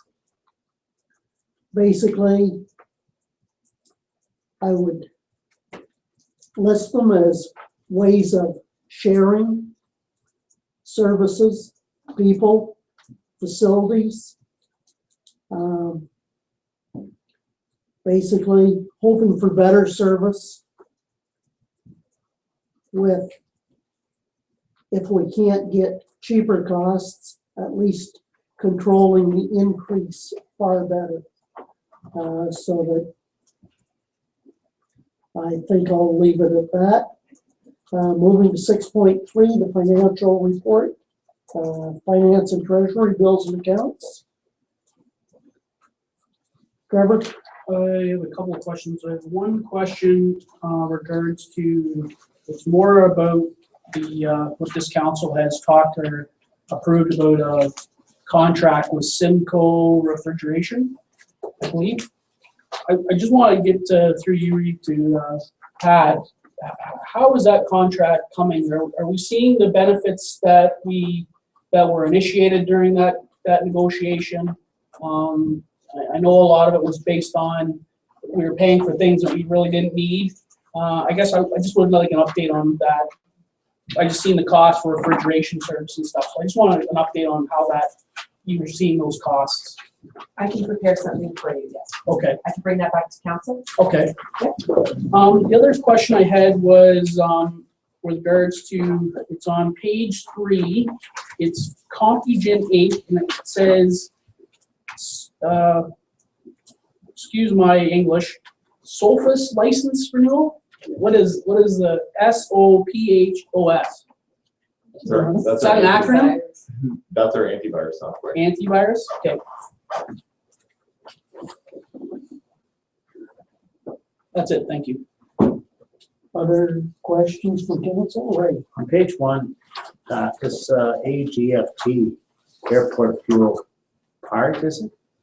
$3,750. That finishes up the airport fuel tank. Tank maintenance, yes, that was, last meeting I was asked about how much that was, and that bill is now in, yes. Okay. So it's complete. And anything else breaking, but yes. As it stands, we're in good shape, yes.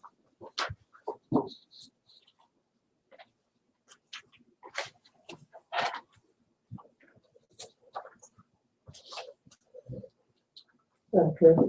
The only thing else I would like to comment on is the report that we got last meeting with the budget, I guess, the year-to-date stuff.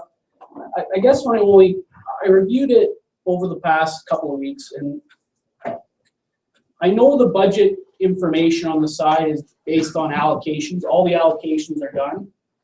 I just find that report to be very difficult to interpret because all the allocations aren't done year-to-date currently. So when you look at the variance to budget, it doesn't really tell you the real true end of the day. Are we over? Are we under? I guess I would like to, bearing information from Don, or a report that says we had a budget assumptions based on X. Our assumptions on the current year-to-date, are they the same, or has there been something that's come up in the year-to-date that has changed where we are year-to-date?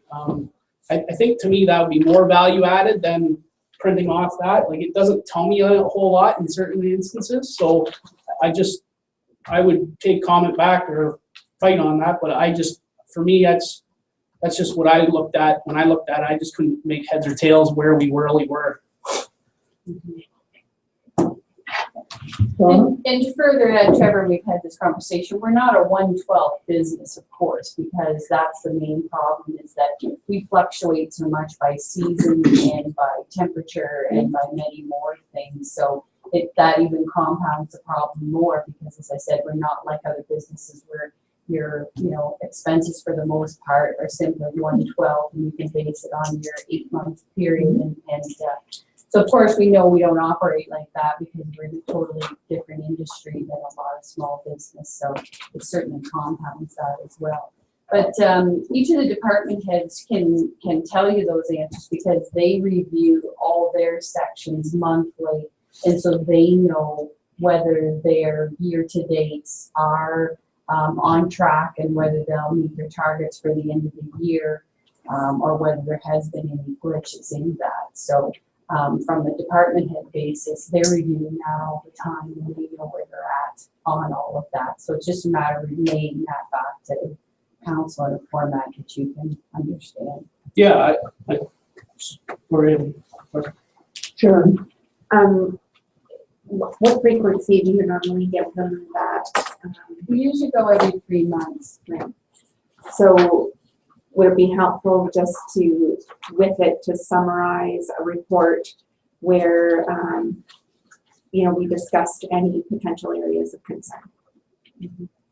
Just a 1-page cover that would identify any areas. Yeah, in my opinion, if it was done twice, like if it was done at the 6-month window and done, or the 6-month window and at the 9-month, like I would just I don't want to get the year-end report from the auditors and see, oh geez, we're over budget by whatever amount, and wonder why we didn't ask the question 6 months ago or whatever. And I just, from that report you provide, it's hard for me to do that today.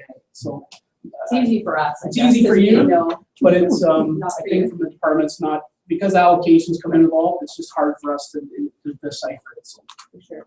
The other thing is too, with this year has been incredibly busy. We've missed our September. Normally in September we have a half-day meeting with council where we actually go over the budget year-to-date in review, and that's exactly what we do. Is we go through where our targets are going to be for year end and anything that looks like it could be potentially a problem. However, keeping in mind too, anything that the department heads have had up to this point that has been out of budget, you've already heard about. They've already brought you that information for the most part and got any sorts of motions that they need in order to cover any of the major items that have been out of whack for sure. So as I said, we just haven't been able to schedule that meeting this year, and it's usually a great kind of leap off into the next year's budget too, when we have that meeting, but I'm not sure we're going to be able to find a day. We can't seem to find a day to get everybody together for most meetings these days. So. I think we can discuss some of these strategies at senior management. You know, I think it's important that if we're having those types of meetings, that they are in the public forum. You know, so it's probably better at an open public meeting so that the public is aware of those updates as well. So we can discuss some strategy around that. Thank you. Okay, we need a motion for approve the bills and accounts. Whatever. And Brock. All in favor? Carried. Okay. 6.4. Clerk's Department.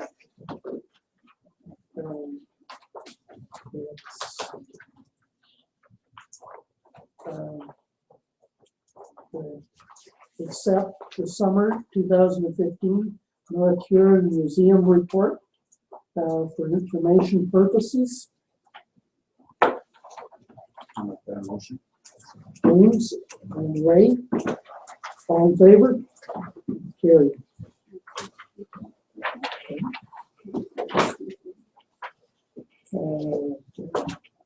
So in addition to the report that Kathleen sent our summer student provided in the package, I'm going to just pass around to the council to look at some of the thank you cards we received from the grade threes that attended one of the courses on the settlers and give you the opportunity to look at those.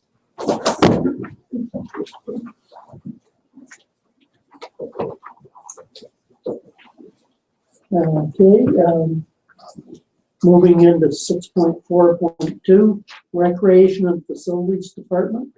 And there's a Canada Cultural Spaces Fund application for the Memorial Hall.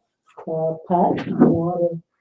Basically, we've been made aware of an opportunity to apply for a grant towards the fundraising goal with 1419. And the key here is that we've been made aware that if the person or the group putting in the application, in this case being the township, it strengthens the application rather than 1419 or the festival putting it in.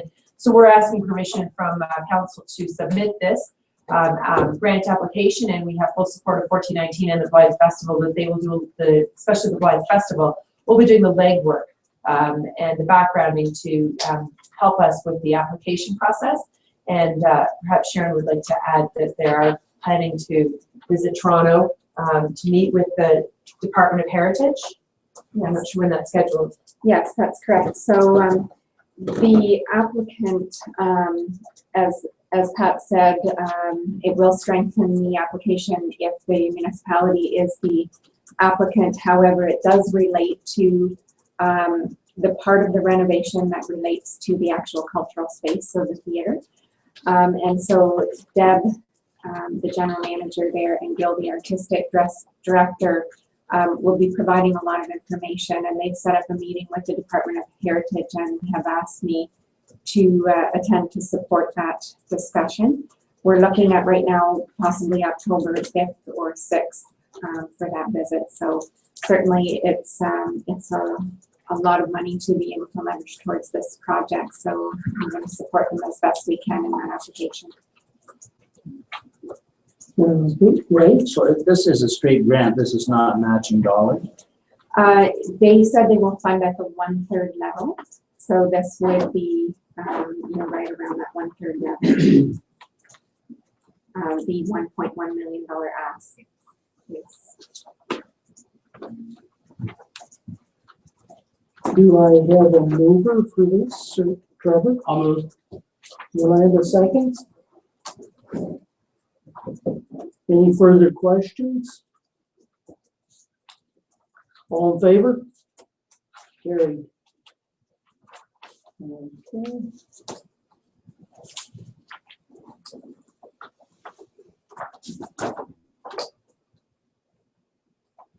And that part 2 in 6.4.2 Memorial Hall renovation project update.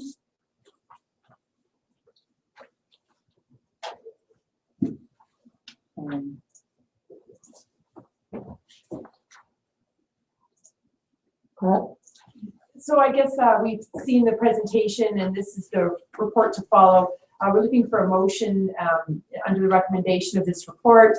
And if there are any other further questions, of course, I can answer them. But because in our previous motion, the amount of the project was less, I wanted to revise council's motion with the correct budgeted amount, which will now be used going towards all the fundraising goal and the spending goal when we go to tender.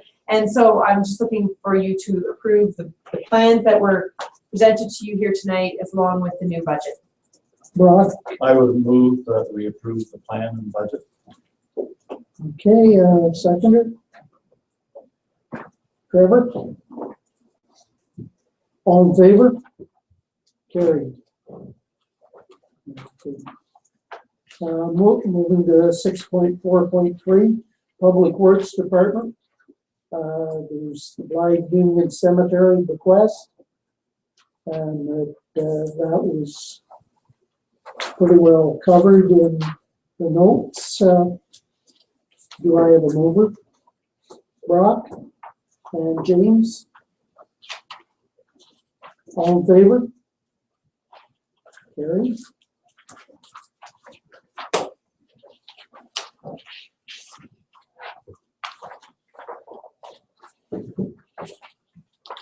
Okay, moving to 6.4.4, the utility department, the update and asking for a motion to receive that report for information. If I, Don? if I could draw everybody's attention to the Wingham Water, to do with the standpipe inspection. What I've wrote there isn't entirely accurate. In fact, it's probably not accurate at all. So what the initial interpretation, there's a bunch of small, they look like external spalling of the material, but as it turns out, it's basically a column, cement column that's wound with pre-stressed wire, and those present a significant structural defect, and that's due to corrosion on the wire itself and pump and stuff. So anyway, I'm going to prepare. Kelly and I attended a meeting last Friday where this was pointed out to us, and so anyway, at the next meeting I'll have a full report detailing what the problems are there and where we'll need to go with that. So. Okay. So we still accept that report for information that was available at the time of the writing of the report. Yeah, at the time that looked true, but as of last Friday. Okay. If I may suggest, if the chief operator would just send a brief written update to Richard tomorrow to incorporate into the minutes to note the correction. Absolutely. Thank you. Brock? I move approval for the report with corrections. Okay. Seconded. Ray? All in favor? Carried. Okay. Small communities funding application.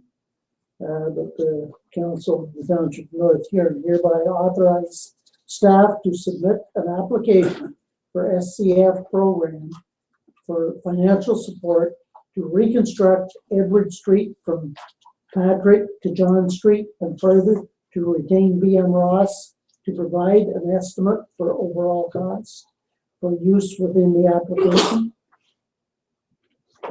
James? Trevor? I have a question as well. Okay, question? So, can you tell me how much the funding is? I don't see what we're asking for. Or am I missing something? It's a range now, I believe, is this one up to 80%, Donna? No, this one's 67. Oh, 67%, okay. So are we asking for 67 or are we asking for 5 or what are we asking for? Well, first off, we had to even get this project approved to even start working on it, and it's a really short timeline one. So we need to get some good estimates, and the goal would be to apply for 67% of what the engineers come up for a cost estimate. Okay.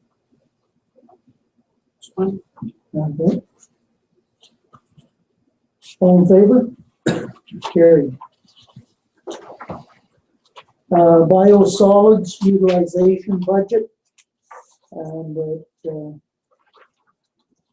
it's moving some stuff around within the budget to handle cost overrun on the amount of solids that were removed. James? Seconded. Yolanda? All in favor? 6.4.5, Fire Department of North Huron Department update.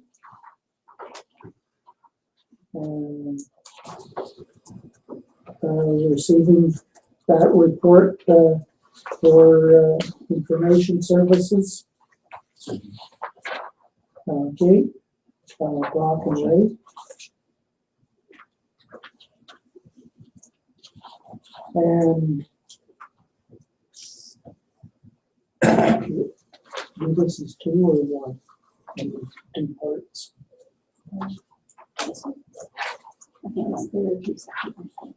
There are 2 separate reports. Okay, all in favor of that motion? Carried. And part 2 for provision of hazardous materials emergency response and remediation. David, I'll let you maybe explain this just a little more. Certainly. Before I do that, I'd just like to acknowledge Don, you all sitting off the side here. This semester, we've got 3 co-op students working with us in the Fire Department and Training Center, and Don is from Blythe, a student at St. Anne's. Started Wednesday. So far, Don's been the outdoor farm show for farm safety booth, shared services meeting, 1 fire training night, and tonight. So she's getting a pretty well-rounded but it's a real pleasure to have these students. They're always great to have on board, and we appreciate their enthusiasm. So just want to acknowledge Don.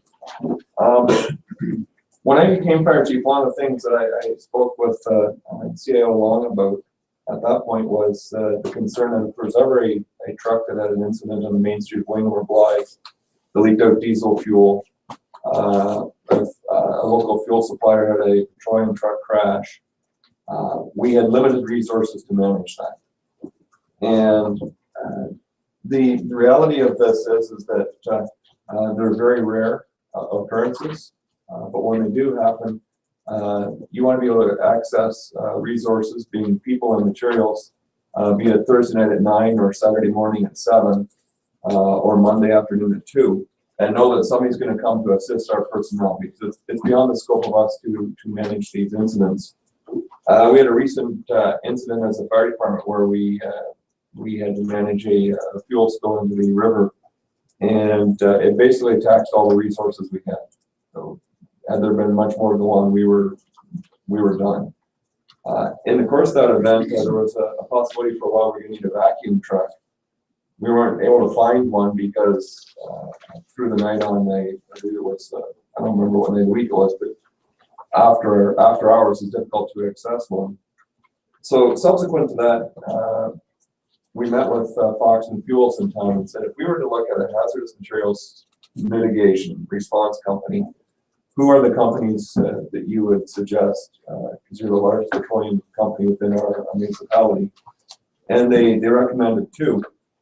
Adjunct to that, we invited Howard and Morris Sternberry. Let's see if we can work together on something. And in the end, we had two companies that they recommended make a presentation. And the recommendation before you was for Quantum Murray. Quantum Murray is the contractor for Westcast for their hazardous materials. The OPP for drug labs. So if there's a home that's been used for illegal drugs, they're the ones that come and clean it up. The one that we all really liked was the fact that in Oxford County, there was some Canadian Food Inspection Agency, Canadian Food Inspection Agency issues with barns with contaminated animals. And Quantum Murray was called in to clean that up. So when we looked at all of that, that's sort of who we are. We're rural. We've got a large company in town that makes use of them. We have a municipal police force. If there was a lab in the town of Weymouth, the Weymouth police could access their services. And it became pretty obvious as the discussions went on, this is a clear choice. The similar motions would be going before Howick Council as well. Because what came out of this is that if we are willing to work together, not just as North Huron, but with our neighbors, Quantum Murray will provide us with a large cache of spill supplies. So that if there is another spill of any kind, we'll have more supplies than we currently have. And they'll give us supplies more than just petroleum products. There's other things that can spill that we can easily manage if we had the supplies. What we really like about it is the fact that they're going to provide those on consignment. So they're going to give us thousands of dollars worth of supplies, and until we use them, we don't pay for them. And because it's more than one municipality, we're able to do that. So we thought that was great. The other thing is that they be willing to do some basic spill response training with North Huron Public Works, Winland Police, and our own fire department officers, as well as those of Howick and Morris Sternberry. So that aside from having the supplies, we actually know how to properly and most effectively use those until such time as experts from outside come in. And at the end of the day, we will never be a full-fledged hazardous materials response department because the number of times we needed is cost prohibitive. The amount of training is disproportionate to the amount of calls we have for it. But as a fire chief, when I have an incident, it's really nice to know I've got some basic immediate stuff I'm going to have in storage I can use. People will know how to use it. But more importantly for me, the cavalry will be coming in terms of a company we've got a relationship with to take care of the incident. And when all that's said and done, the total cost for us to sign this agreement is $0. They just want to know that if there's an incident, we would make use of their services. So at the conclusion of our meeting, it was all of the three of us all agreed this was the best choice. And by working together, we're going to be able to have something that if we were working on our own, we wouldn't be able to. Which in light of last week's shared services meeting, maybe this is an example of how working together gets something better for everyone. I'll make it a motion. Sounds good. Seconder, Ray? Questions or comments? All in favor? Carried. Okay. Moving to point 8, new business. There's a consent application. File B50.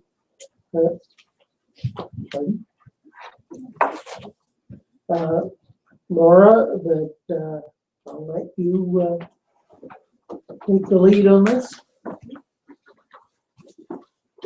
Thank you, Vincent. So this application is an application for consent for creation of a new lot in an agricultural area, file B50 2015. I am recommending approval with the conditions outlined in the report that's been submitted for this application. It was submitted by Ron and Alice Dowell here today. And this application was circulated and did receive comments, of which I'll be discussing in detail. So, as mentioned, this purpose is to sever an agricultural farm. The land to be severed is approximately 26 hectares of farmland and natural environment, and the retained land will be approximately 51 hectares, about 126 acres, and the severed is 64 acres. And the retained would contain an existing farm and dwelling, barn, and shed, as well as the structures on it. So the proposed dividing line between the property would be the creek that runs throughout and divides it into a north piece and a south piece as well, severing through and creating each part lots for 29 and 30 for each part lot. So the proposed severed lands are the 64 acres. Severed lands are the 64 acres and are less than the criteria creation for a minimum lot. Within both the official plan policies for lot creation, it does state that the minimum lot size is 38 hectares, which is approximately 94 acres. But in applying the policies to this application, it was determined that it does satisfy the criteria that the land being conveyed for agricultural purposes does exist as an agricultural operation, and it meets the intended use of agricultural use for the lands to be conveyed. So the proposed severance for this property by using the creek does not disturb the existing agricultural use, and furthermore does not disturb the existing natural environment. So it would still be retained as farmlands and create a viable piece of farm for someone else to use as well.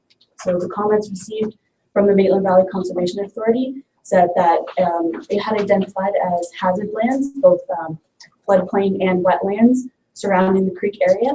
But by using the creek as a dividing line, there would be no proposed development into the natural environment, and using any creating a lot that is required to be crossed to access part of the property that's on the other side of the creek. And that was supported by Rachel White, the Huron Stewardship Coordinator. And she said that by using the creek as the dividing line, it would eliminate unnecessary crossing of the creek or development adjacent to or nearby the creek. And to meet the policy that the lot must be the 94 acres, wouldn't even add acres to the proposed severed farmland. So it wouldn't increase the agricultural viability of the proposed severed land, and it would cause potential disturbance to natural environment, which is why I believe it still satisfies the policies and the direction of the official plan. So I am recommending approval for this. Make that motion. Okay. Second. Further seconds? Just one question, Laura can answer this. The land will be severed. The new owner, if they put up for sale, can the new owner put a house on that piece of property? Yes, there's no Because it's not rezoning. an excess plot, is what we. Right, yeah, it would remain in the AG1 zone parcel, which is general agricultural use, and since there's no current development on it, they would be allowed to construct a house. That was the question that was presented. Okay. All those in favor? Carried.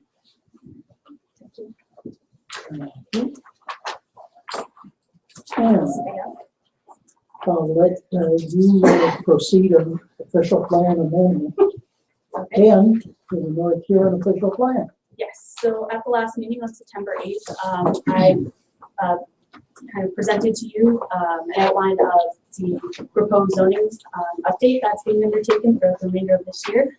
And I was also directed to conduct an amendment to the official plan at the same time to kind of create a more efficient timeline and save some resources for advertising and staff time. And this report is just summarizing the points that would be make up the official plan amendment, Amendment 10. And they're derived from a previous amendment done to the Huron County official plan that came from the implementation of the 2014 provincial policy statement. So they're very minor. Most of them are just additional wording for clarification regarding policy direction in various sections, such as natural environment and proposed development in habitat of endangered species, removal of the 5-lot limit for lot creation on private services, and then just ensuring there's a policy that if it was to exceed the 5-lot, there would be it is a viable option to have private services there. Probably one of the most impactful ones is the removal of minimum distance separation for surplus severance applications, which we do see a large number of. So if a applicant is proposing to sever off a farmhouse from an agricultural lot, minimum distance separation would not be applied if they were taking an existing barn structure and including it with the house to be severed off. So we would not require to apply minimum distance separation from that proposed severed lot to the surrounding barns and possibly hinder surrounding enlargements of surrounding operations that contain livestock. So that's beneficial to applicants for the surplus dwelling severances. Okay, Are there any do I questions have about a mover for receiving that for information purposes? Ray and Yolanda. All in favor? Carried. And part 3 for addition to the North Huron zoning bylaw update regarding airport adjacent lands. Yes, so I may also call on Pat to assist with any questions that arise from this, because she knows the history and she's done a lot of work leading up to with other consultants and legal representatives regarding this. So again, from that direction to proceed with the zoning bylaw update for the remainder of the year from the September 8th meeting, this was an addition that came after that. And it's regarding adding in a general provision to the zoning bylaw update, recognizing that North Huron does have lands adjacent to the airport that we own and operate, and that height restrictions should be added to protect the viability of that airport and not have a possible building hinder any operations of that airport in the future. So there is a map, Appendix 10, that will be added in to the zoning update. I've included it. It's not the best to read in the PDF format, and it is being updated for further clarity, because it does show the existing structures that would already exceed the proposed maximum height. For example, the CKNX tower or the water pipe as well.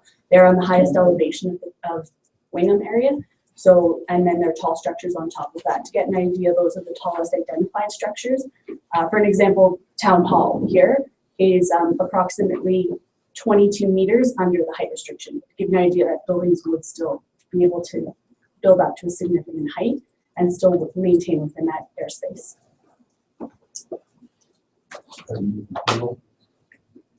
Okay, seconder. Trevor. All in favor? Carried. Great. Thank you. Thank you, Laura. Moving to point 9, council information. We have a couple of things to look at there. Trevor. I agree that will correspond to the order read and filed. Okay. June 2nd. All in favor? Carried. Okay, this correspondence, number of points. Anything you want brought forward to discuss?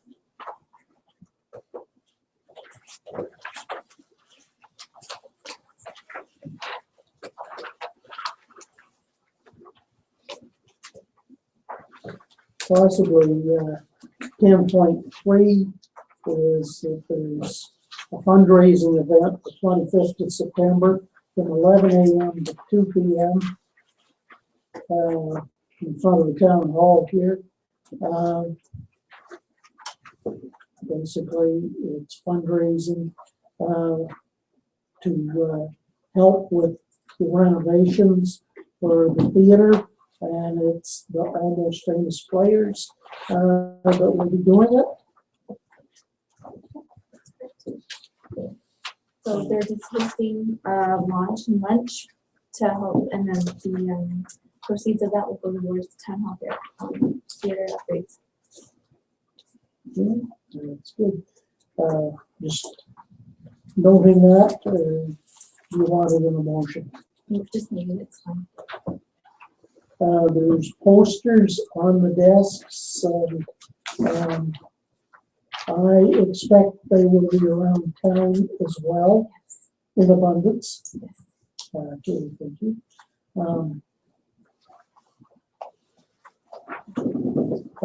Driver, Make a motion to agree to the correspondence be ordered, read, and filed. okay, seconder, Ray. All in favor?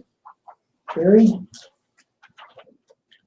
Okay, moving to point 11, committee reports. Is there any questions on blind BIA?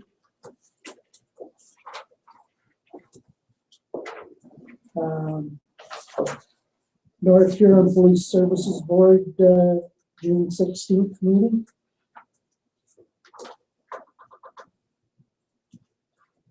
Trevor? I just would like to give council an update. Our provincial appointee, Arnold Taylor, he is not renewing his provincial appointee, so I am now the chair of that police services board. Bill Greganatos, I'm gonna go with that. Close enough, I guess. He's not here, so you don't say that. He is now the vice chair, so anything with regards to that. There was, I will make comment too that there was a Zone 5 meeting that we are not the only municipality that is struggling with the provincial appointees, and there hasn't been really a true solve in that regard. It's still a long process, but what I will say is that if there's anybody within the municipality that has an interest in the municipal police force, that feel free to contact here in the municipality, Kathy or somebody, to get some information on how to become a provincial appointee. So we'll be glad to take it. So. Okay, thanks, Trevor.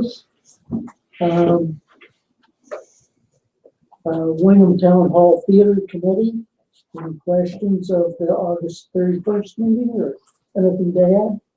Just, you'll notice in the Fundraising report that there was a media event last week Wednesday in regards to financial institutions, and it was the TD Bank that contributed $10,000 towards the renovations.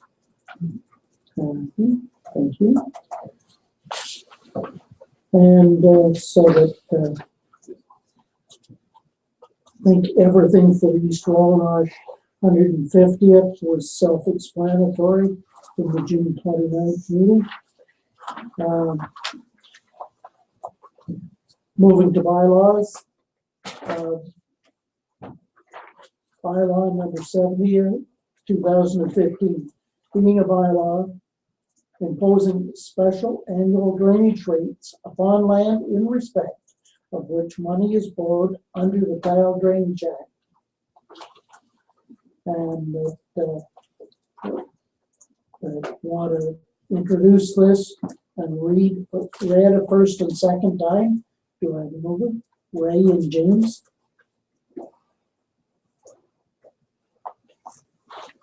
All in favor?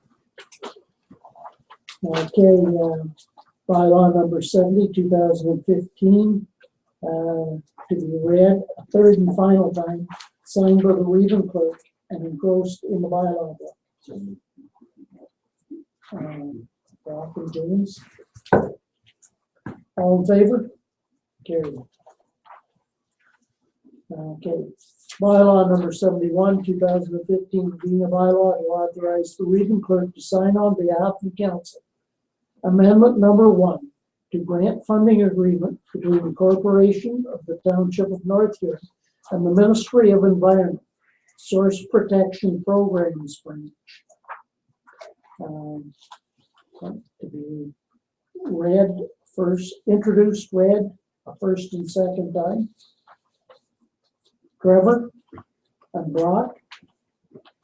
All in favor? Carried. And the bylaw 71 to be read a third and final time, signed by the Region Clerk and to be engrossed in the bylaw book. James and Trevor. All in favor? Carried. Bylaw number 73, 2015, being a bylaw to amend the zoning on part lot 42, concession 13, East Wamanosh Ward, Township of North Huron. Ray, moving first and second reading. And James, yeah. All in favor? Bylaw 73 to be read a third and final time, signed by the Reeve clerk, and to be engrossed in the bylaw book. James and Trevor. All in favor? Carried. Council reports and inquiries. Trevor? Sorry, I just wanted to maybe follow up with a question for Donna with regards to that and with regards to the application. So we as council will be informed of what that costs, what the application will be going in as on the 67%. Is that correct? Sure, the next meeting, just because we have no time, so Yep. certainly we'll put an updated report in for the next council meeting as to what the engineering estimates were and any other criteria in the application, and if there was any reason why we don't apply for 67%, if we pick 50 for some reason, all of that has to go forward in the next report, for sure. Thank you, John. James. I brought readings on behalf of the council at the official opening of the Threshers on Friday, and also readings at the Belgrade School Fair on the rainy Saturday that we had. But it was all inside. It was good. Ray got in before it rained. They were almost in when it started to rain. They were getting close.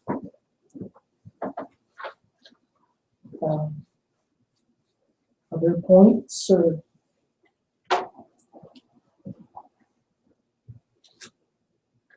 Okay, we'll move on to the CAO's report. Thank you. There's just a couple of things that I would like to highlight. First of all, I would like to welcome Richard Owl to the meeting, who's trying to sit inconspicuously in the corner, but we're not going to let him do that. I am making an operational change to have Richard attending the meetings.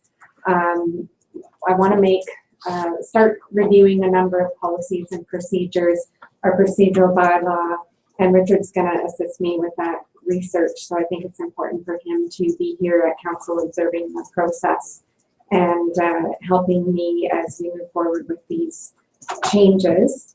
And really the goal is going to be to streamline our council process, be more efficient, and make more information available to the public to be able to be more accountable and transparent to the public. So I just wanted to welcome Richard. I want to note also that I do have your hard copies of your industrial land strategy report, so please don't leave tonight without taking those. And you're going to have some very thick bedtime reading. I have a meeting at 8 o'clock tomorrow morning to discuss what the next steps are, so I will be reporting back to council on that. And I also wanted to highlight that we are going to be working towards arranging a public meeting for our service review reports that you requested of staff.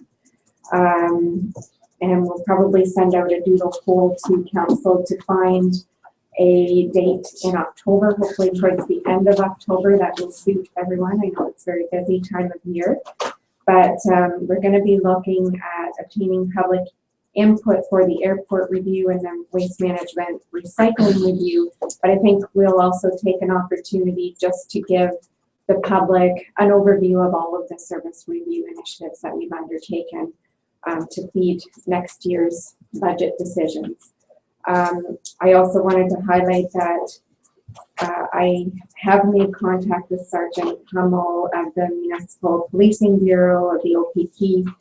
He's advised me the moratorium on new costing will be lifted towards the end of this month, at which point I would have to submit the council resolution that council passed back in May directing that we receive that costing, and also a letter to the minister requesting this costing, and then we'll be placed in the queue. I don't know how many other municipalities are requesting, so I don't know how long we're gonna have to wait until they get to ours. But when I've been advised that the moratorium has been lifted, I will then submit that letter. I do want to check with them because the motion that you passed in May also had some direction on there to direct Chief Poole to do some costing to extend into East Swanwinosh and Blythe. And if we need to separate that out into a separate motion, I'll bring that back at the next meeting. I have one item to add that was not in my report. We received an email from the director of the Howick Agricultural Society reminding us that Howick's Fall Fair is on October 2nd, 3rd, and 4th this year, and they are operating the concession booth in the arena, and they designated Northern Food Bank to receive the proceeds from the booth. And so they are proposing some celebrity cooks to those living in areas covered by the food bank, and would like to invite council to participate as celebrity cooks. So they're looking for shifts. I can forward that out to council exactly when the shifts are. But if you, it's in front of you. So please take note of that. And please let us know if you want to put on your chef's hat and be a celebrity cook. I will also note, in addition, that I did attend the shared services meeting last week. It was a very busy week for us all. As Neil mentioned, we were tied up 4 days with county business.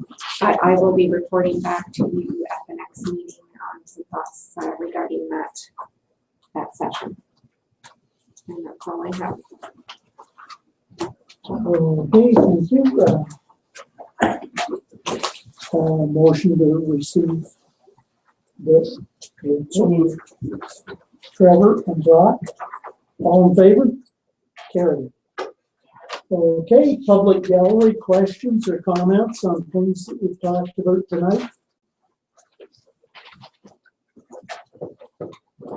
Just have a comment for my Robert Hart, just being the fire chief.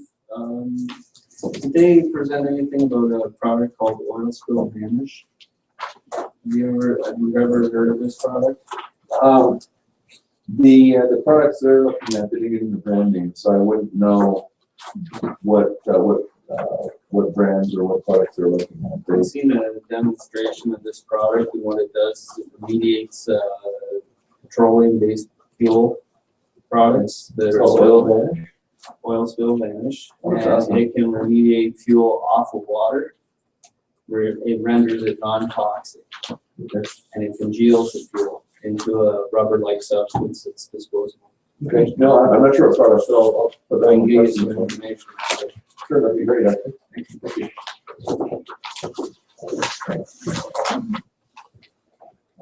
Other questions or comments?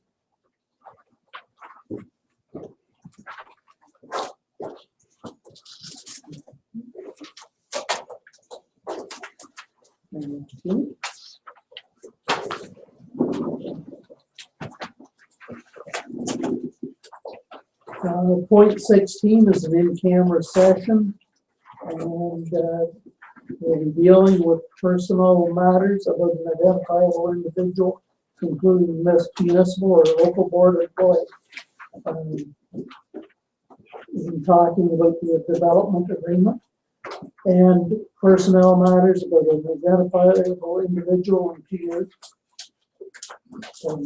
including municipal or local board employees through personnel. Motion. Brock and James moving the camera. Okay, we will have a short recess right now then.